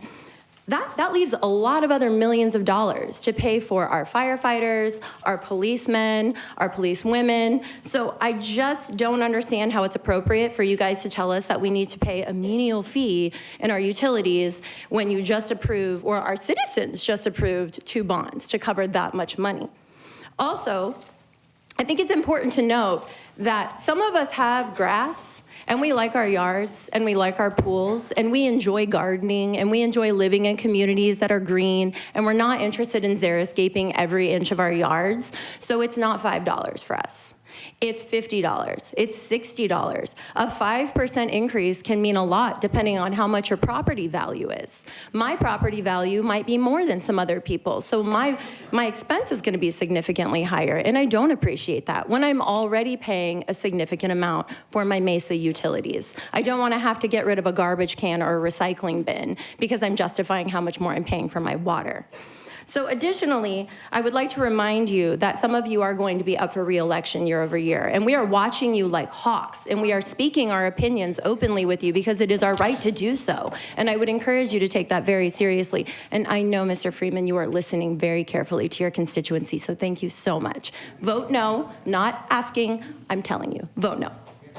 Thank you, Ms. Taylor. Thank you. The final card I have is from Tom Rucker, so if you wish to speak, and I don't have a card from you, it's important that you take care of that. Mr. Rucker, welcome. Thank you. Long-time resident. Sorry about my voice. Been a part of this Mesa, I guess, 41 years now. Grew up at Stapley and Broadway. Live in the Fraser Field district. Really proud of being a Mesa citizen. And have a wife who's been trying to get me to move to Gilbert, to Chandler, to better cities.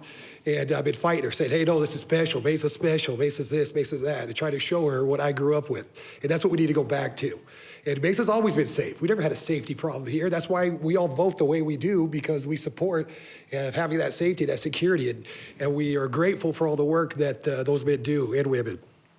But at the end of the day, I run businesses, and I got to be profitable. I have 80 employees, we run, and so I can't make decisions and just pass the buck to my customers. I got to find ways to be more efficient, find ways to take care of my employees better, do all these things.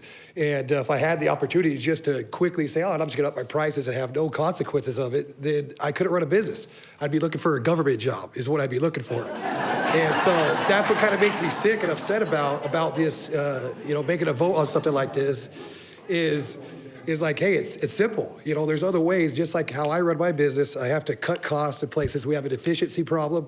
Mesa doesn't look as good as the other cities. They haven't for the last 20 years, I'd say. It's changed a lot, and we need to get back to the way old Mesa was and actually take some pride in the city. And we rely on you guys to do that and act in our name. And so, it kind of upsets me too. I have to go away from my business, my family, and focus on that and start getting involved with my local politics because I just assumed it was being handled correctly.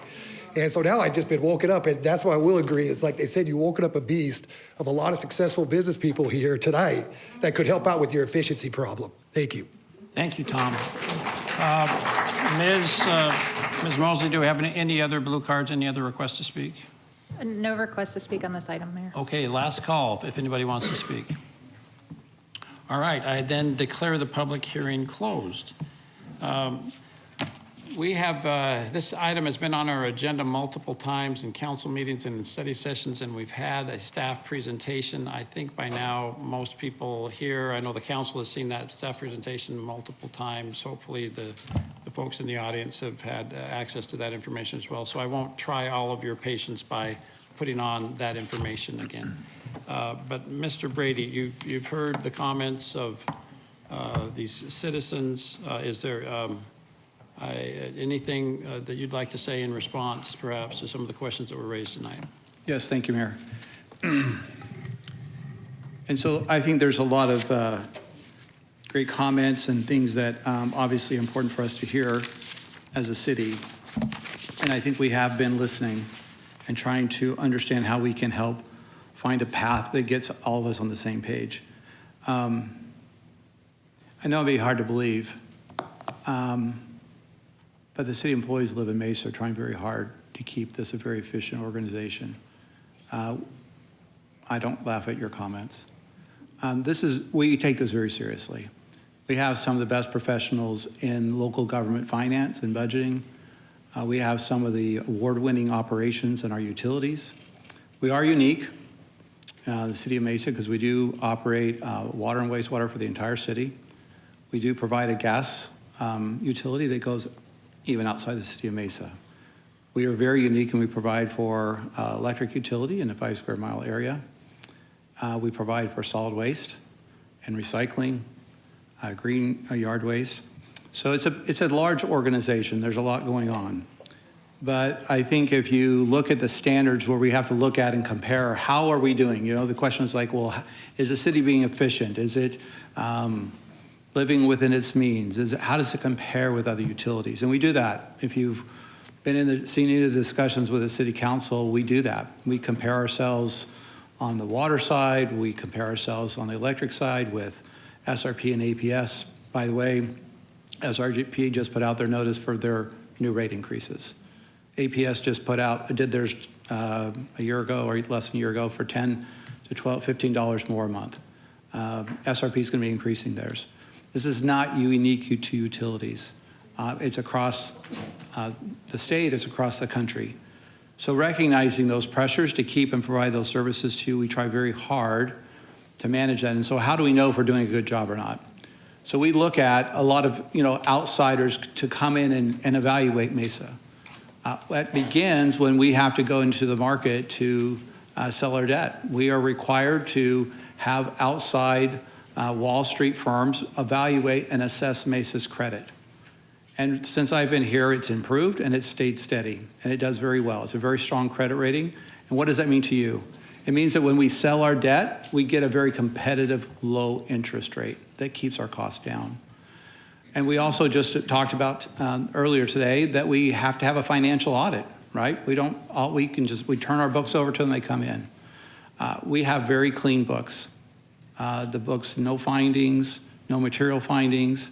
And so the council will hear from an auditor next week that the city has done a very good job. And as a result, we've actually seen our net position increase. So from a balance sheet perspective, Mesa is in the best position it has been ever historically. So it's hard to hear the comment about city's financial position not standing up to standard when all of the outside evaluations that come to us suggest otherwise. And we do take for heart that we did go out and ask, and we didn't do it lightly. We had to go ask our communities to support a permanent base adjustment. You've heard of school districts trying to get overrides. We got overwhelming support, right? Almost 70%, a landslide vote. And then when we're asking for bonds, they're going to cost people. Secondary property tax will go up because of public safety improvements and because of the arts and culture.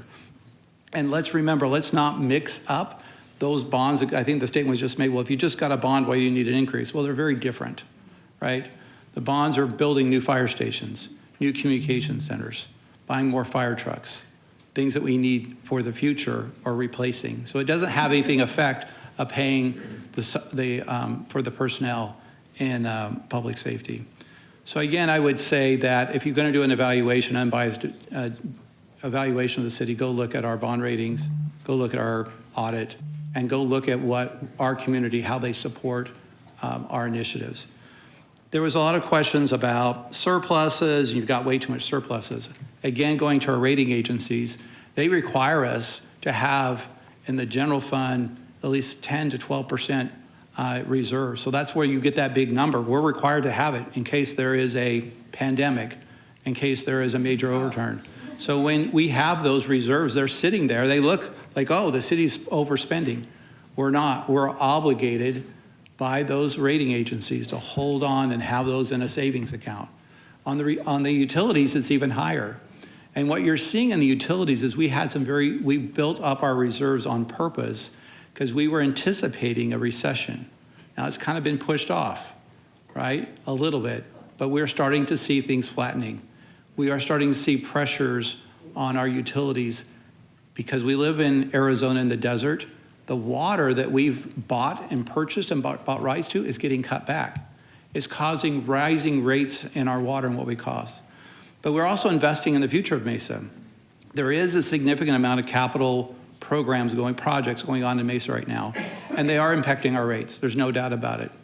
You can look at it, go look at our debt service, see how much more we're paying in debt service, and it's a lot, and it's getting more each year.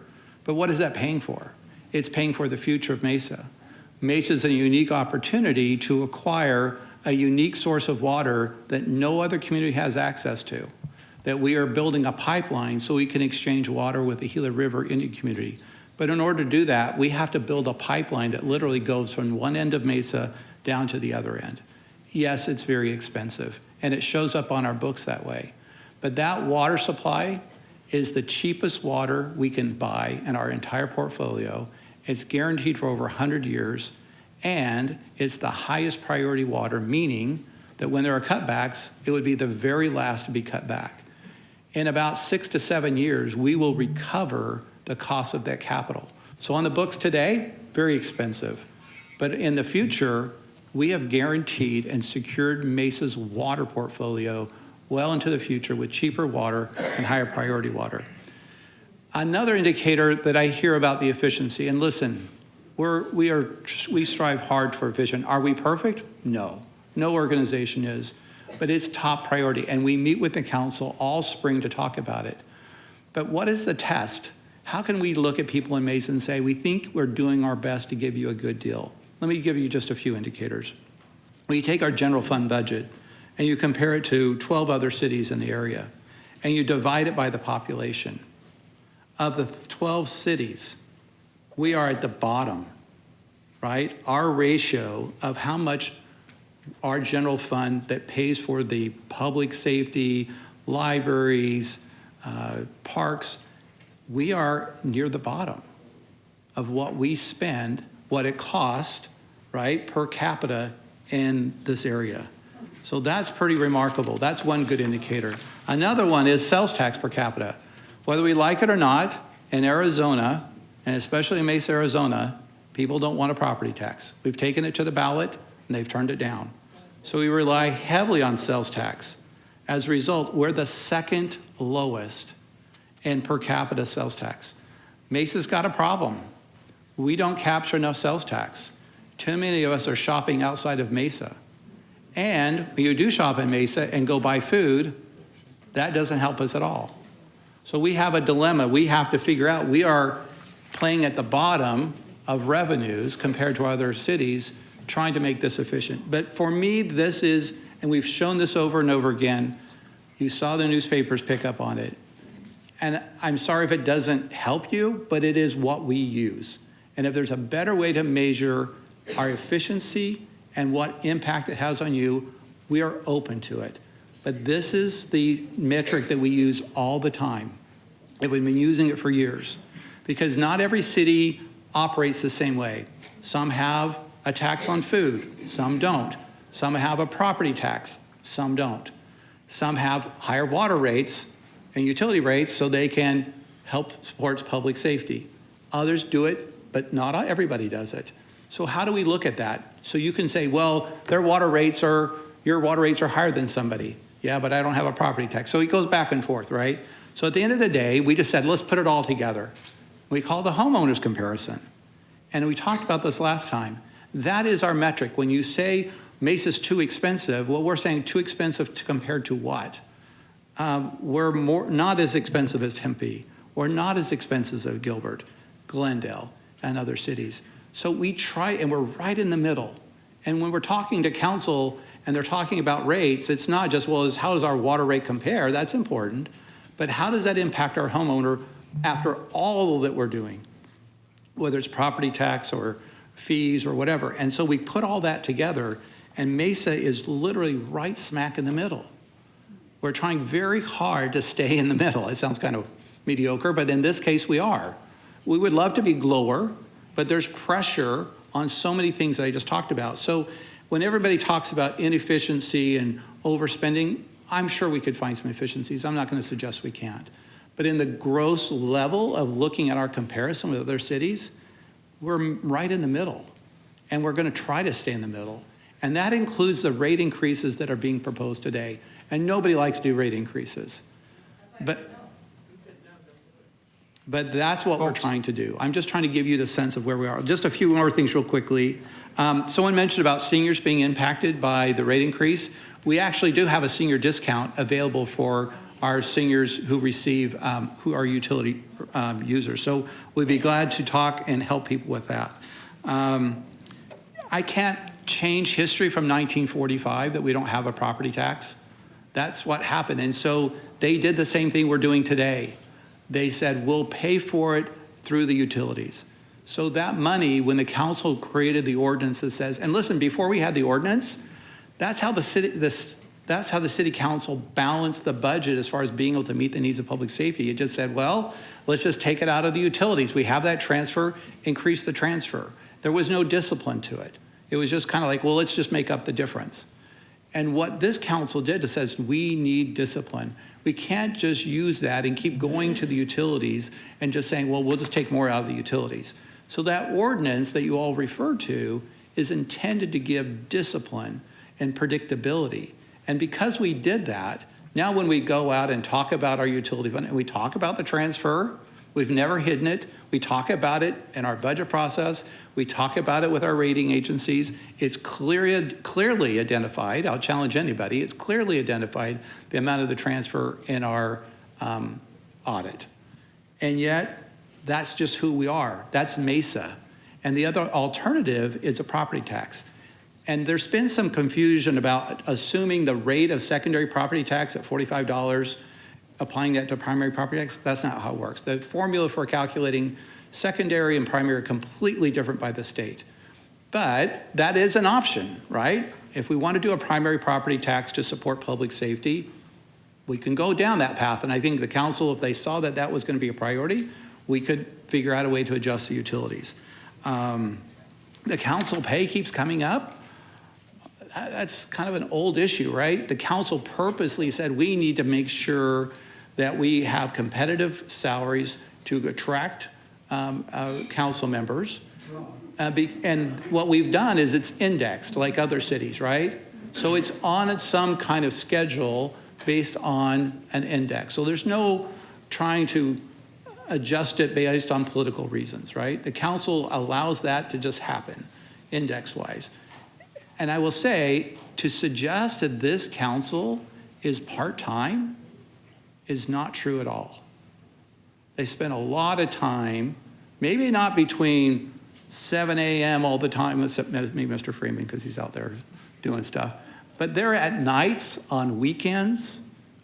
Probably the weekends are some of their busiest times. So think about, they put in lots of hours. I would definitely consider them a full-time employee. Let me see if I have anything else. I know I didn't capture everything, and I apologize. I just tried to write notes down. Oh, there was a question about commercial rates.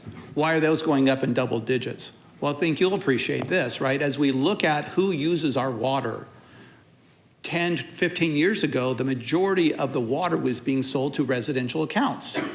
So the way we crafted our rates was to kind of reflect that, well, if residential is using most of the water, they should pay for most of the cost of that water. Well, over the last 5 years, that's shifted. It's a little more commercial than it is residential. So in order to catch up and make sure the commercial is paying their fair share, we have had to increase a lot of their rates by more than 10 and 15% so that they can pick up their fare. If we didn't do that, the burden we shifted back to the residential. We have separate rates for residents and commercial. The commercial is now seeing significant increases because they're using up more of the resource than the residential side. And Mayor, one more thing. I don't know how we ever got into this comparison between Mesa and this new city called Gilbert Chandler. But we've looked at it, right? Because it was like, okay, well, that's not something we've ever evaluated. In 2023, these are audited numbers. the city, make sure I get my numbers right, the city spent $430 million on public safety. Chandler and Gilbert together spent 232. That's the biggest difference, right? When you're saying, oh, you're spending so much more than Chandler, Gilbert combined, you're absolutely right. Absolutely. And how can you spend $200 million more just on public safety? The city of Mesa has over 574 more public safety positions between police and fire than the combined Gilbert Chandler.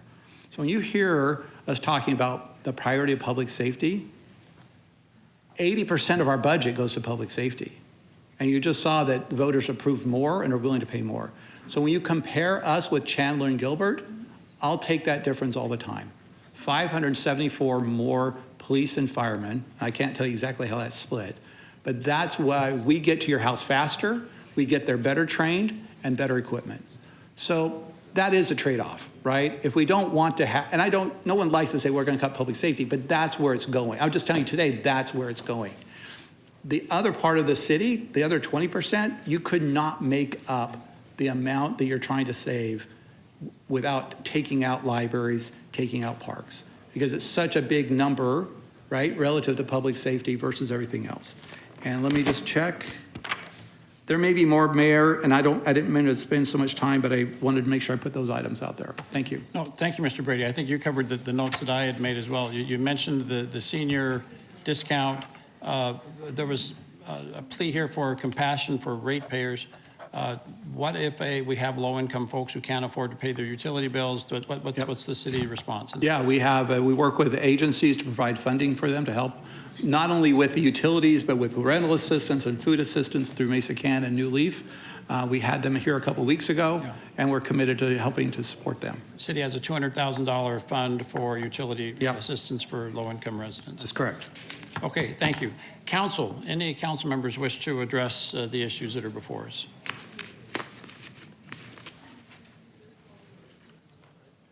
Mr. Summers? Just a follow-on question on that.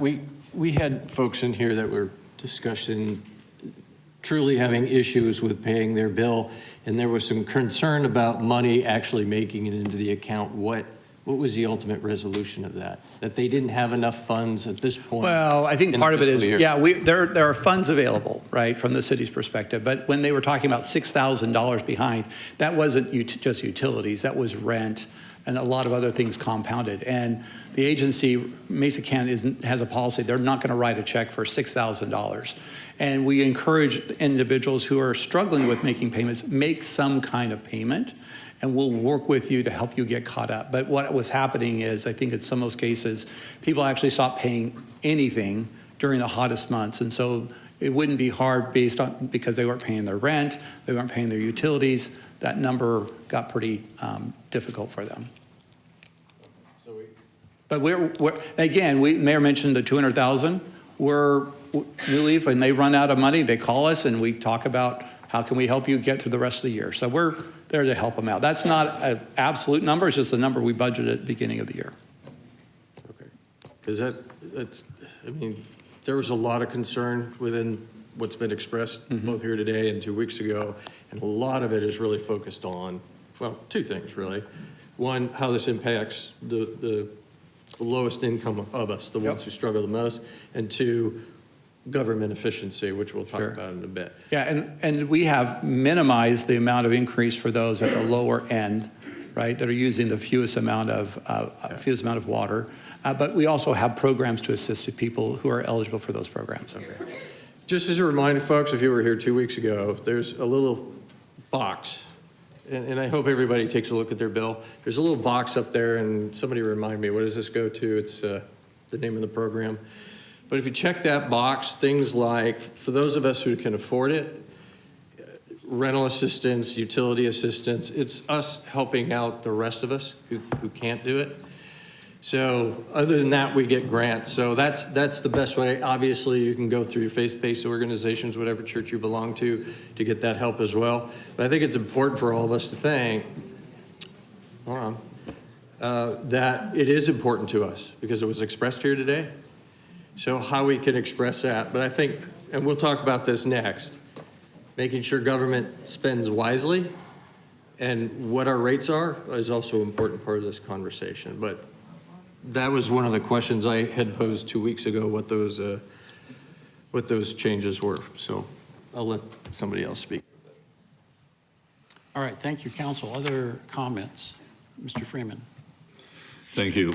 For everyone here, this is really a humbling experience to be a lightning rod up here on the dais. So I appreciate your comment. And we're listening to you. We've always listened to you. And as I've been out in the community, it's been very encouraging, and I appreciate all the comments because doing the rate utility increase is something that is not our favorite thing to do, but a part of our business plan.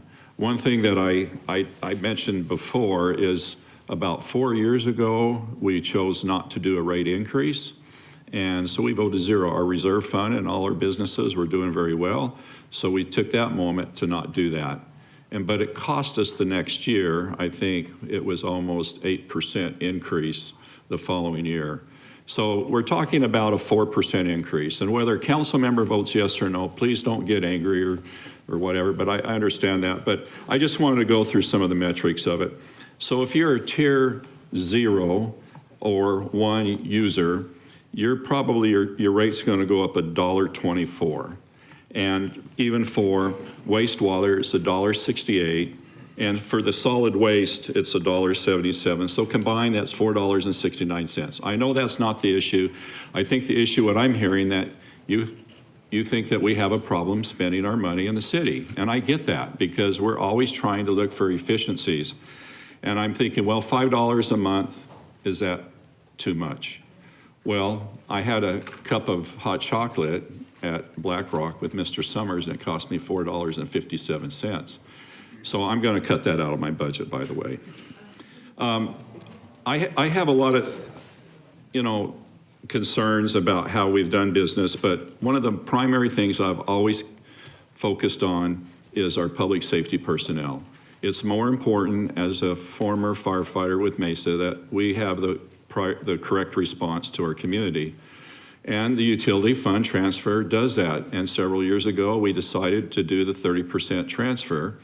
And what we're doing today is not only the potential 4% increase, but we are leveraging some of the funds out of a reserve fund to smooth that rate so it's not very high.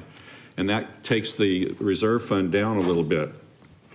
But one of our goals, listening to you, is that you wanted more police officers out in our community. And these funds go directly to boots on the ground. And currently we have 3 academies per year on the police department trying to get up to our par of next year. And hopefully by April of 2025 is what we're being told, is we'll be up to par on our police officers. And I'm hoping that goes that way because it's very hard to get candidates even today for all municipalities. One of the things that we had is a number of years ago, the voters approved the 0.25% additional tax on our sales tax, and that goes to public safety. We have all these different revenue streams coming in to support our public safety. And then more importantly, we carry a lot more on our books, our ledgers for all the businesses that we have. And the other municipalities, they pay us so that we do services for them. And that's one of the things right now. We're building 4 new fire stations. We have a combined police fire facility being built over in the northeast part of Mesa. And I'm really thankful to the voters, as we look at the data from the last election, that we're able to approve the permit-based adjustment because that was a very difficult time as we look at the budget. But the voters trust the council to move forward with these certain metrics. And if we didn't have to raise the utility rates, every one of us would vote no. I think that's a given. But what we want to do is, again, 66% of you and I out there, we're using 11% of the water that's being sold and brought into the city of Mesa. And the others are your commercial and commercial and industrial users. My iPad just went out, so I'm out of battery. So it's a small thing that we have to ask for, a utility rate increase. I've listened to you. I'm going to do my best. Whether I vote yes or no will be determined. when I push the button. But I'm thankful for every one of you. The next thing we're going to do is we have a strategic planning session coming up next year. And we have the budget session coming up. And I think we can come to some type of agreement as we work through the strategic planning. It's a public forum. You can all come and listen and provide input to your council member, mayor and council member. And then we have our budget planning session too that starts when, Mr. Brady? April. So in April, all this is going to hit. So I think that we can find some measures of agreement during that time. But I'm really, not that I'm conflicted, but I don't know if this is the right time to just say no on this utility rate increase because it affects our public safety personnel. And I want you to know that. And so with that, I'm going to end there, and I appreciate all the comments, and I'll listen to my colleagues. Thank you, Mayor. Thank you. Julie. Thank you, everyone, for participating tonight. It really is such an important part of this process. We are a city of 520,000 people, and each of our districts, every single one of our districts, represents almost 90,000 people. Some say that we have to do what you tell us to do, and as elected officials, we have to do what is best for the entire city. Not necessarily what 100 of you or 1,000 people say the loudest, not out of 520,000. We have to make these hard decisions all the time. And it is often not popular.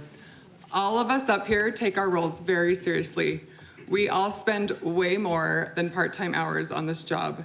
We study the issues in depth, we meet with staff regularly, and we try our hardest to understand the complexity of these issues, especially when dealing with the budget and things like utility rates. Everything we do and every vote we make has an impact on those we serve, and we do not make these decisions lightly.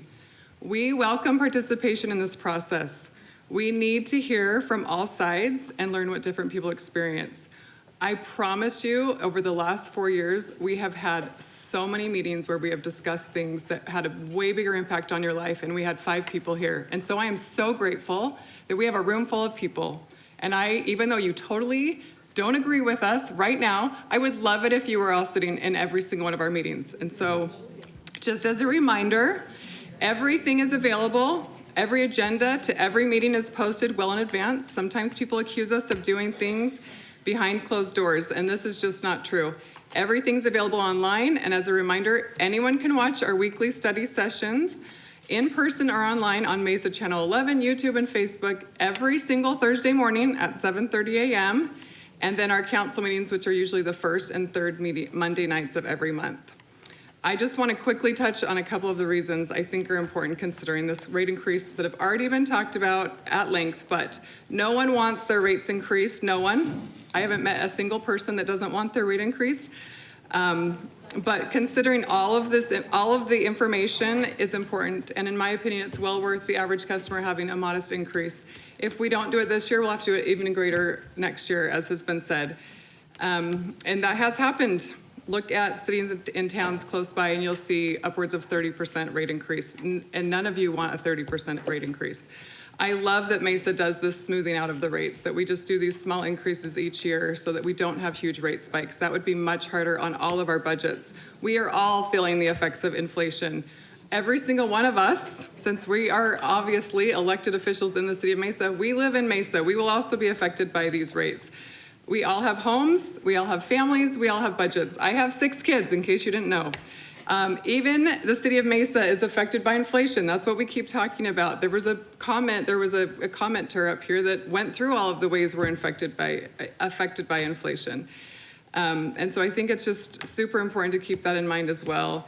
I'm not going to talk about the primary property tax, but just I don't think mentioning public safety is a scare tactic.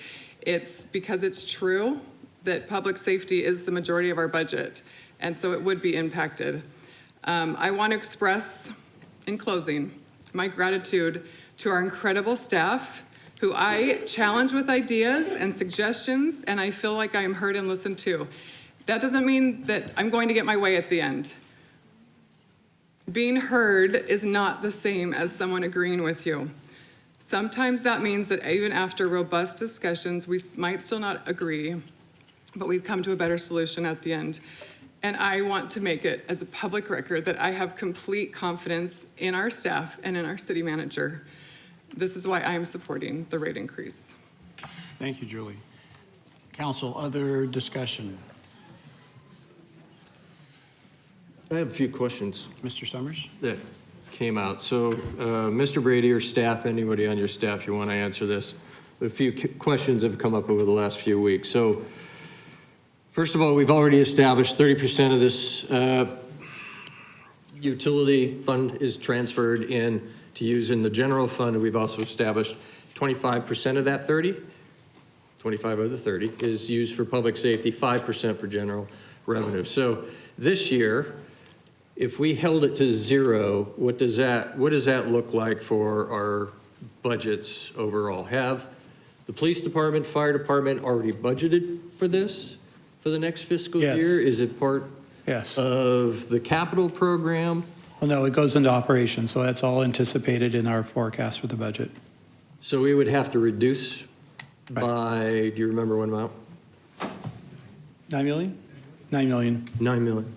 20, okay. So it's already part of the fiscal into the budget.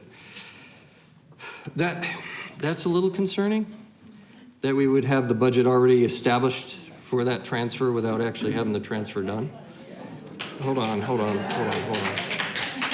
You're probably not going to like me at the end, because there are just things you have to do that you don't like to do, and I'll explain my answer later. But let me just ask a few things. So basically, I had asked before, and I asked staff if we could. Mr. Winstanley is out here, and I know Mr. Winstanley. He and I talk all the time.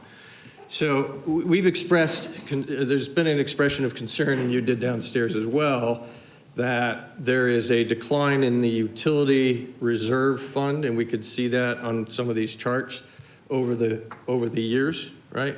And there's also going to be a decline in the general fund. Now, it's not in and of itself a bad thing. Anybody who's been to a financial planner knows, they tell you, hey, put in 6 months to a year of salary just in case you lose a job or something goes wrong, right? So you can dip into that fund. When things get better, you could come back up. So it's not entirely the worst thing, but the concern is that over time, long periods of time, and looking what some of these numbers are, that number gets fairly low. So how are we going to get out of that situation the way things are moving forward with the current economy? And if we did 0% this year, as council had done 4 years ago, what does that look like moving forward for rates over the next 4 or 5 years? Okay, let me take the first part. Yeah, 2 parts. So as of today, as of the last couple of years, the reserve fund, the savings account for the general fund and the utility fund are at a very healthy rate relative to what is expected by our rating agencies and what is sound financial policy. But recognizing that we had a lot of pressures coming on both the general fund, and thanks to the legislature for reducing our revenues by $20 million and doing a flat tax that's impacted us by another $8 million. We have to figure out how to make that up at some point. That's 115 between now and 2029? Yeah, and one of the things the city does, right, is we always do a 5-year forecast. We don't just budget for the next year. And so why would we assume the transfer would be in there? Because we do 5-year forecasting. We try to look out into the five years and try to anticipate any challenges that we're going to be faced with. Sometimes that's related to a large plant that may need to come on, a large capital project, a new fire station. We have to have new firefighters. So the reserves are being drawn down. It is a planned process. Now, they're going down a little further than we would like, especially in the utility fund. But to suggest that we're out of control in expenditures and that's why it's drawing down, well, why would we show that? We take that and show it to the rating agencies to explain that we have a plan to reduce down our reserves, and that during that time we have a plan by consistently small rate increases. And obviously we're going to have to look for more efficiencies. We may have to delay projects, capital projects, but we hate to delay projects that are going to bring more water to Mesa, but those are some of the decisions we'll have to make in the future. We did the calculation. The council passes on doing a rate increase this year. All things being equal, we're at a 15% increase next year. So 0 right now, okay. And then what does that look like for that's assuming that we can maintain at least some reserve fund? Well, it draws down draws down the reserves at the same rate it's being, as it's being proposed today, yes. And so, and I think Mr. Winstanley said it again, probably a couple people. This is not a one-time deal. First of all, this is this year's increase. We're not talking about next year. So what we're not doing is saying, yes, do an increase right now, and then the forecasted increases will happen. A lot of that's going to obviously depend on what the budget is and what inflation does. And who said it? Rates should come down, let's hope. So what does that do if we just kept the 6%? Because right now it's just penciled in as 6% over the next 5 years. Don't get too excited. We haven't had those discussions. Do you know what it does to if we skip this year, do not increase to 15% next year? Oh, then in 2 years. What does that do? In 2 years, there's, it can't happen, right? Legally, it can't happen. But in 2 years, there's no fund. I mean, we've run out of money. So we've run out. If we didn't do it this year, 6% next year, in the next 5 years, we run out of utility reserve fund? Well, it's running at a negative, which can't happen. Yeah, that's right. It's a hypothetical, but it just shows the stress. Yeah, I understand that. And then there was a question posed about 1%, 2%. If we took 30% transfer down to 28 and kept that in the reserve fund, what's wrong with doing that? Makes it difficult for budgeting, I'm sure. Well, again, I think we said this, right? We've built our budget on the assumption, as we have for the last 80 years, that there'll be a contribution from the utility fund to the general fund. And since 2023, or 2020, whenever we passed the ordinance, we've assumed it goes into supporting public safety. And that's how it's built. That's the model we have, is the transfer goes, 90% of the transfer goes to support public safety. And so if you go look at the public safety funds, I think you'll see that it's been increasing significantly over the last 5 years.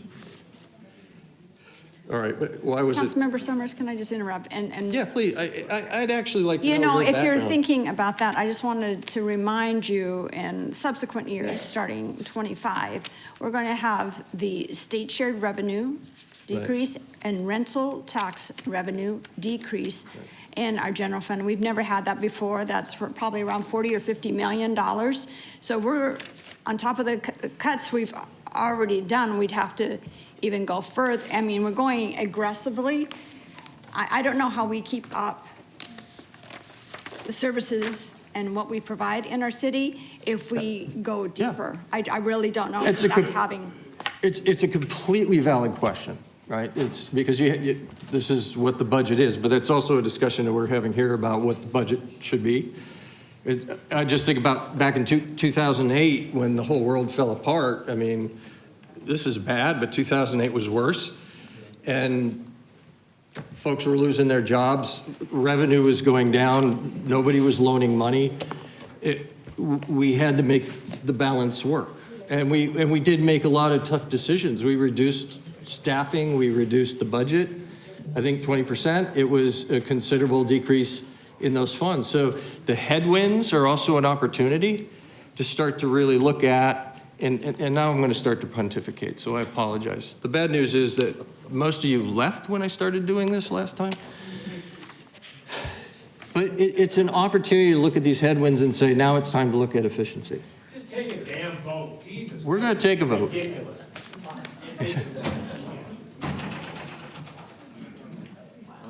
All right. That's one down.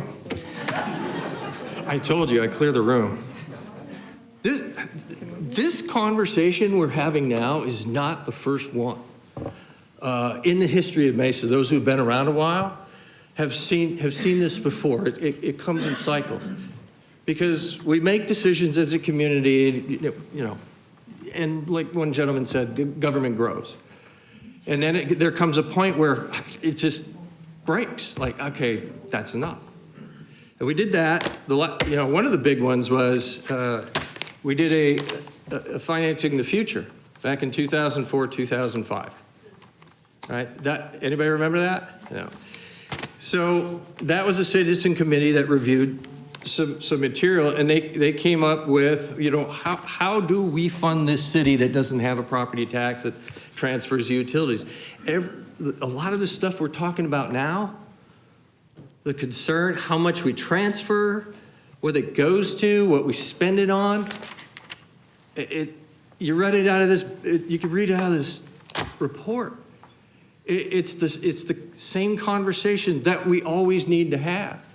And the same suggestions too, like here's one, reinstate the sales on food tax, increase the bed tax. Right after that, by the way, is don't reinstate the food tax, because that's horrible. Talk about bad for folks who can hardly afford it.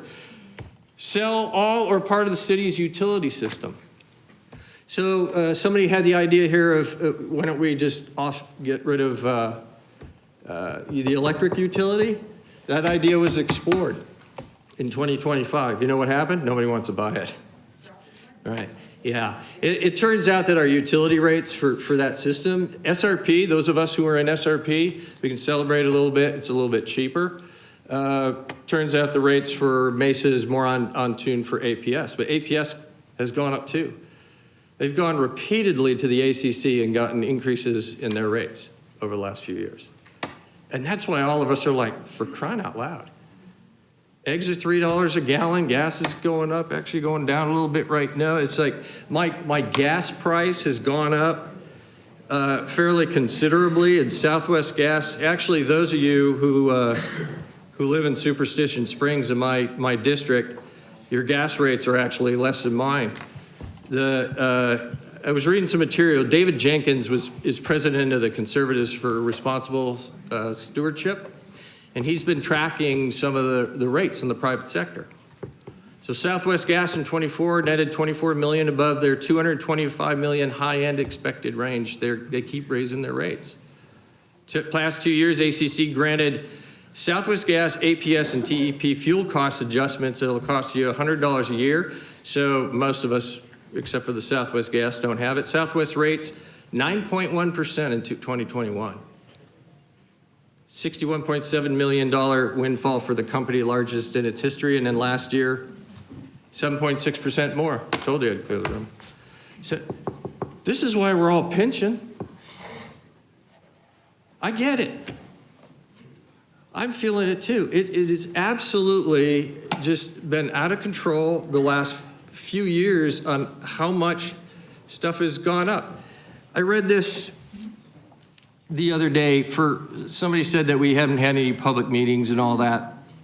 And I got to admit, you're kind of right. I didn't have a public meeting on that. I did go around and talk about bonds. I did talk about this to several people. If you had emailed me, and you can still do this, I'll send you some of the data on the pressures the inflationary pressures that we're feeling just in our utility fund. So since fiscal year 2019 to 2020, almost messed that up last time, when we shut down over COVID, these have been the increases in cost to the utility fund. 41.2 for fleet maintenance. How much is your car cost? You remember trying to buy a car or a truck 3-4 years ago? You couldn't. Same problem that we're having. 63.2% for landfall and recycling. So every time you throw your trash out, it's gone up 62% just to get rid of this stuff. 75.6 for water. Here's a great one, 106.4% for water treatment chemicals. Anybody own a pool? Have you tried to get acid or chlorine? All the things that we have to get to clean it, right? To clean the water. And that's just to maintain. It's absolutely out of control, and I'll get to your points too. So the increase in the costs have gone up, and they've also gone up over year. And I told you this is going to be hard to hear. But here's some other problems too. While these costs are going up, we still have to invest in the infrastructure. Right? So the water pipes, the sewer pipes, those types of things. And here's why. Arizona entered a Tier 2 storage, I think in 2023. That's 592,000 acre feet of Colorado River water, if memory serves. And we're not even done yet. That's 34% of CAP, decline in the water. A drop in water, you want your rates to go up. If we lose water off the Colorado or we can't replace it, 21% of the river supply, and you heard some of the comments, that's our key supply. So for folks in my district, mostly East Mesa, we're on the CAP. The rest of Mesa is on a project. They have water, we don't. So if we don't invest in some of the infrastructure, and I know it's driving up costs and it's just making us pinch, we could be in a serious world if we see a significant drop in the water that we're seeing. We have to invest in it now, and that does have a cost to it. It does. So the question though is, and I'm going to get back to my concern, is the efficiency in the government. And I think, I wouldn't go through this again because as you can see, it kind of turned into a political document. But looking at how Mesa, what our spending is and focusing on the revenues and bringing down some of that spending needs to be a community conversation. And it's not an easy one because everybody has their ideas of what to cut, right? Nobody wants to cut public safety. We're all in agreement, right? But not all of us are in agreement. You've heard of defund the police, right? We're not doing that. You know, next year, we're going to have fully staffed police department. I want that to happen next year. So there's a cost to that. But there are people that don't want to see that. There are other costs that some of us just don't approve of. You know, what about the library in Southeast Mesa? Do we close that? We just voted for parks, right?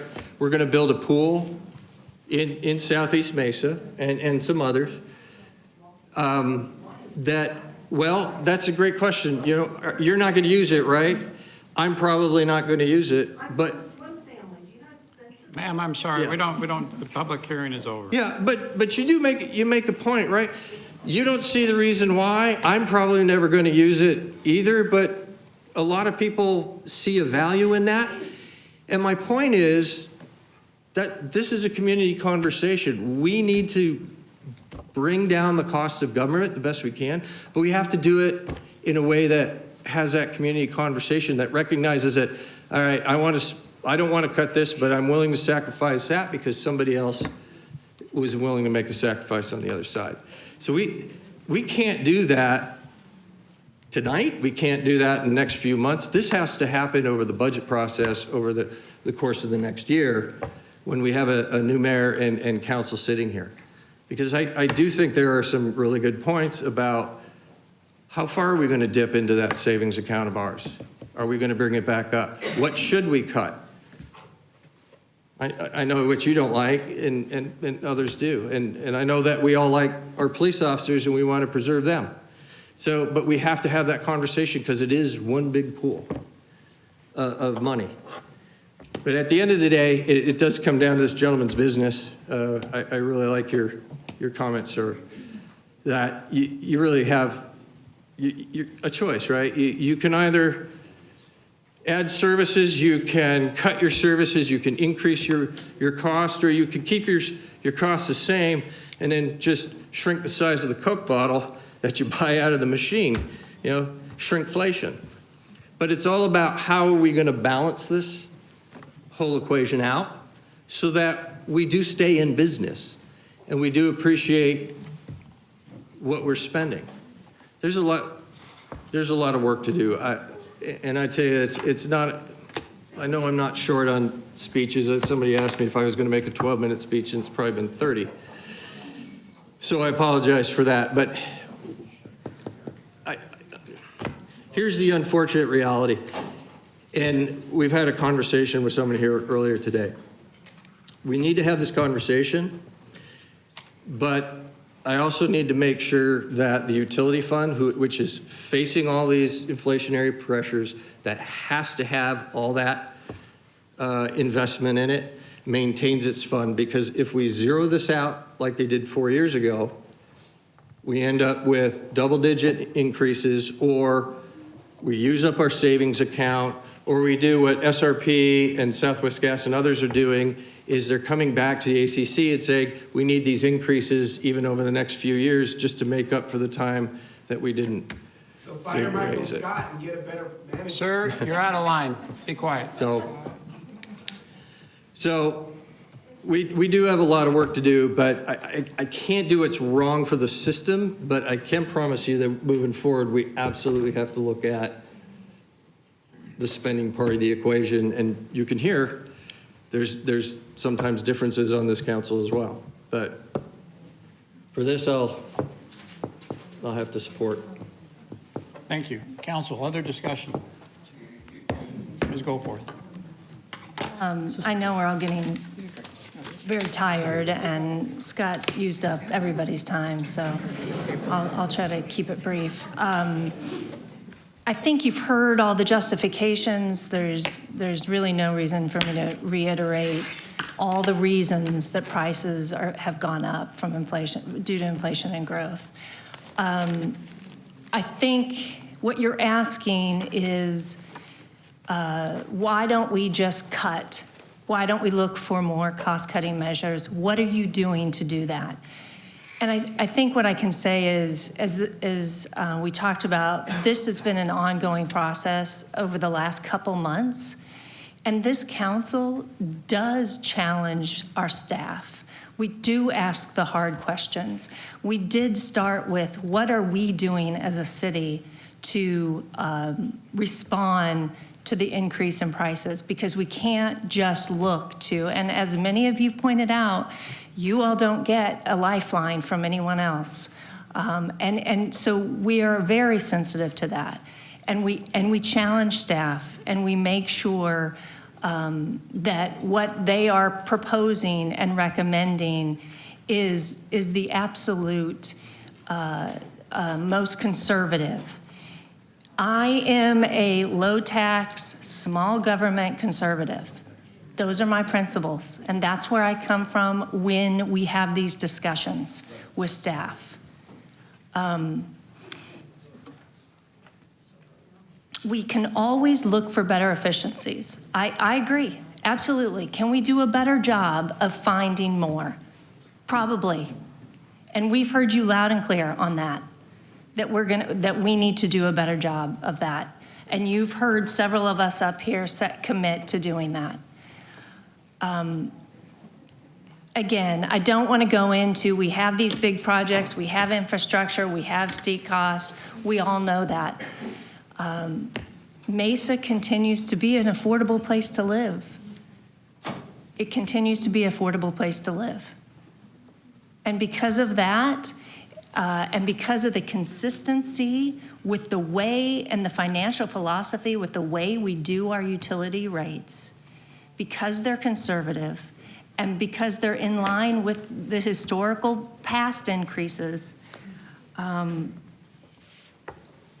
I am going to support this rate increase. Thank you. Council, any other discussion? All right.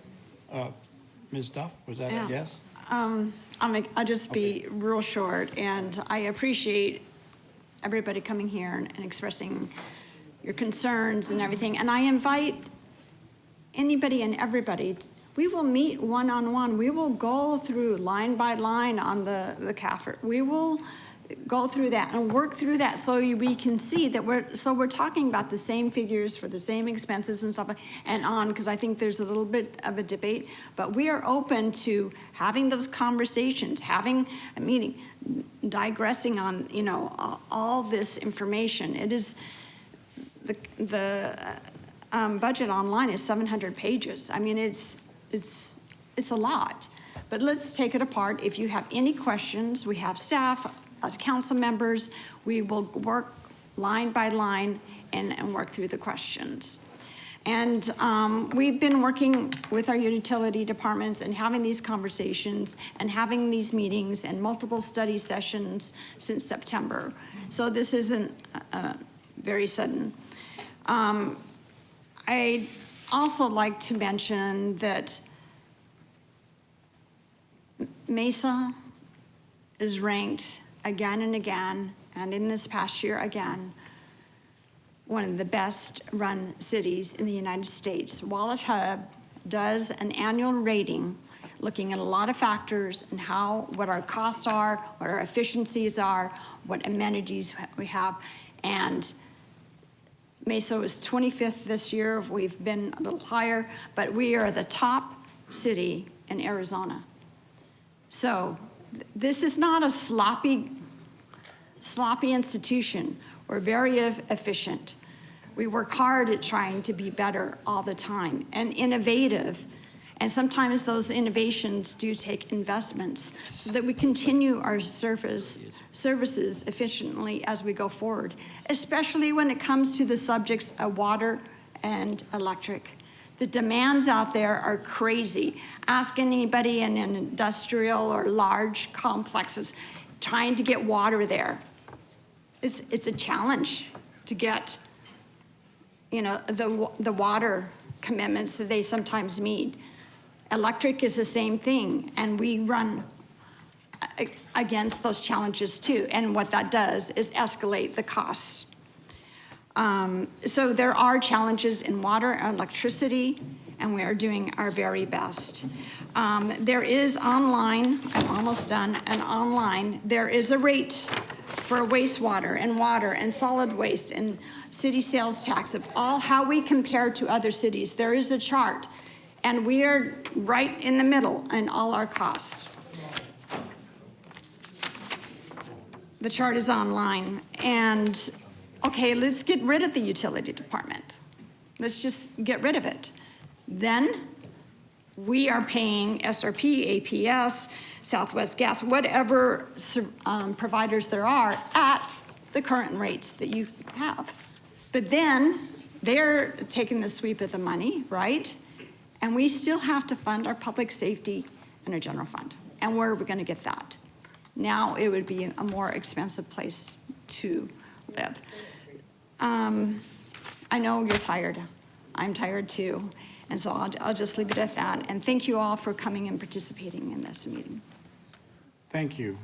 I'll just say that Mesa is proud of the fact that our middle name is affordable.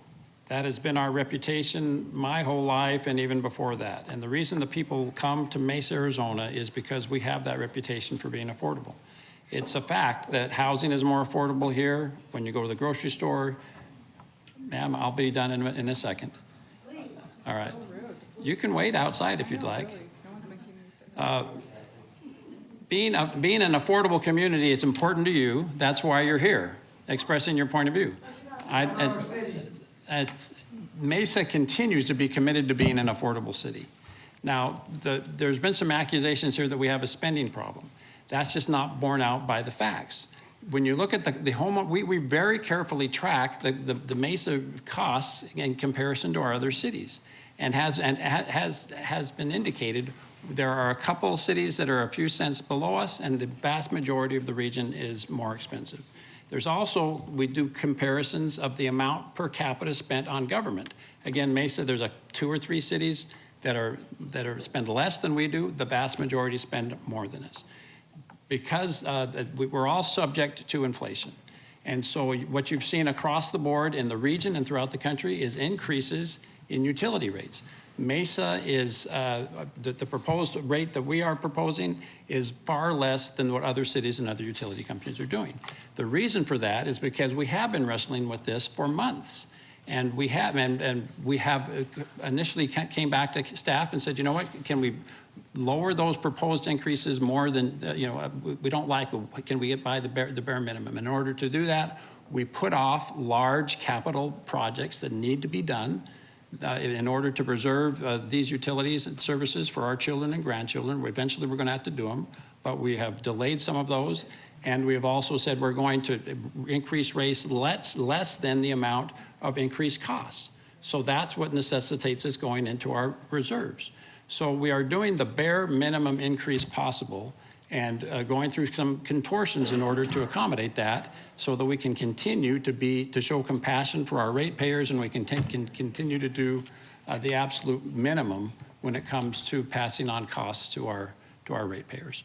So I know all of that is not appreciated by this crowd to the extent we would like it to be, but it's the facts. So for those reasons, I am compelled by math and by the reality of the situation to support this increase. All right, we'll call for the question. I see there's been a motion made by Mr. Heredia, seconded by Councilmember Spilsbury. Mayor, can I just first, I just want to make sure it's clear that you're voting on all of items 9A through 9G. Is that the intent for all council members? Thank you. Thank you very much, Mr. Smith. Council, so this is agenda items 9B through 9H. 9A. Oh, 9A? Yes. Okay, I'm sorry, 9A through 9G, correct? Okay, so the motion is for 9A through 9G. All right, are we clear on that? Council, please vote. Thank you. That motion passes unanimously. The next item on our agenda is items from citizens present. I do have one request to speak. Alex, and I'm sorry, sir, I should have your name down by now. I'm gonna learn it as soon as I'm not here anymore. Alex Van Nietzsche. Can you say it for me? Vranicic. Okay. Cheech. Try to You sound have it out 3 for you. minutes. Thank you, sir. Mayor, City Council, you didn't disappoint us. You did what we thought you would do, so we expected this. The models. Well, maybe the model needs to be changed. We're hoping that coming up in April, you'll hear us a little bit louder. I'm hoping that for those of you that are concerned about your increased cost of living in Mesa, we'll come back. In the real world, companies have to make cuts, and the cuts usually happen in personnel. And I understand there was no discussion here or no ideas thrown out. Hey, maybe there's some people that if somebody leaves, somebody retires, maybe we don't replace that person. You know, it might not necessarily have to fire somebody or let somebody go. There are different ways of reducing costs. Let's just be a little bit more creative with some of these numbers. I would appreciate that next time being mentioned. The water, 72% of the water is for farming. I think we're getting water from the Gila and the Salt River. Most of it's what? There's plenty of water for residential. And so, yeah, we can talk about that later. But that being said, we'll be seeing you. We hope that the community will be engaged and continue to be engaged. And we'll see you next year. Mayor Giles, congratulations on your final city council meeting. Thank you. Have a good night. Okay, that concludes our agenda. Is there a motion to adjourn? Thank you, Mr. Summers and Mr. Freeman. All in favor, please say aye. Aye. Thank you. We are adjourned.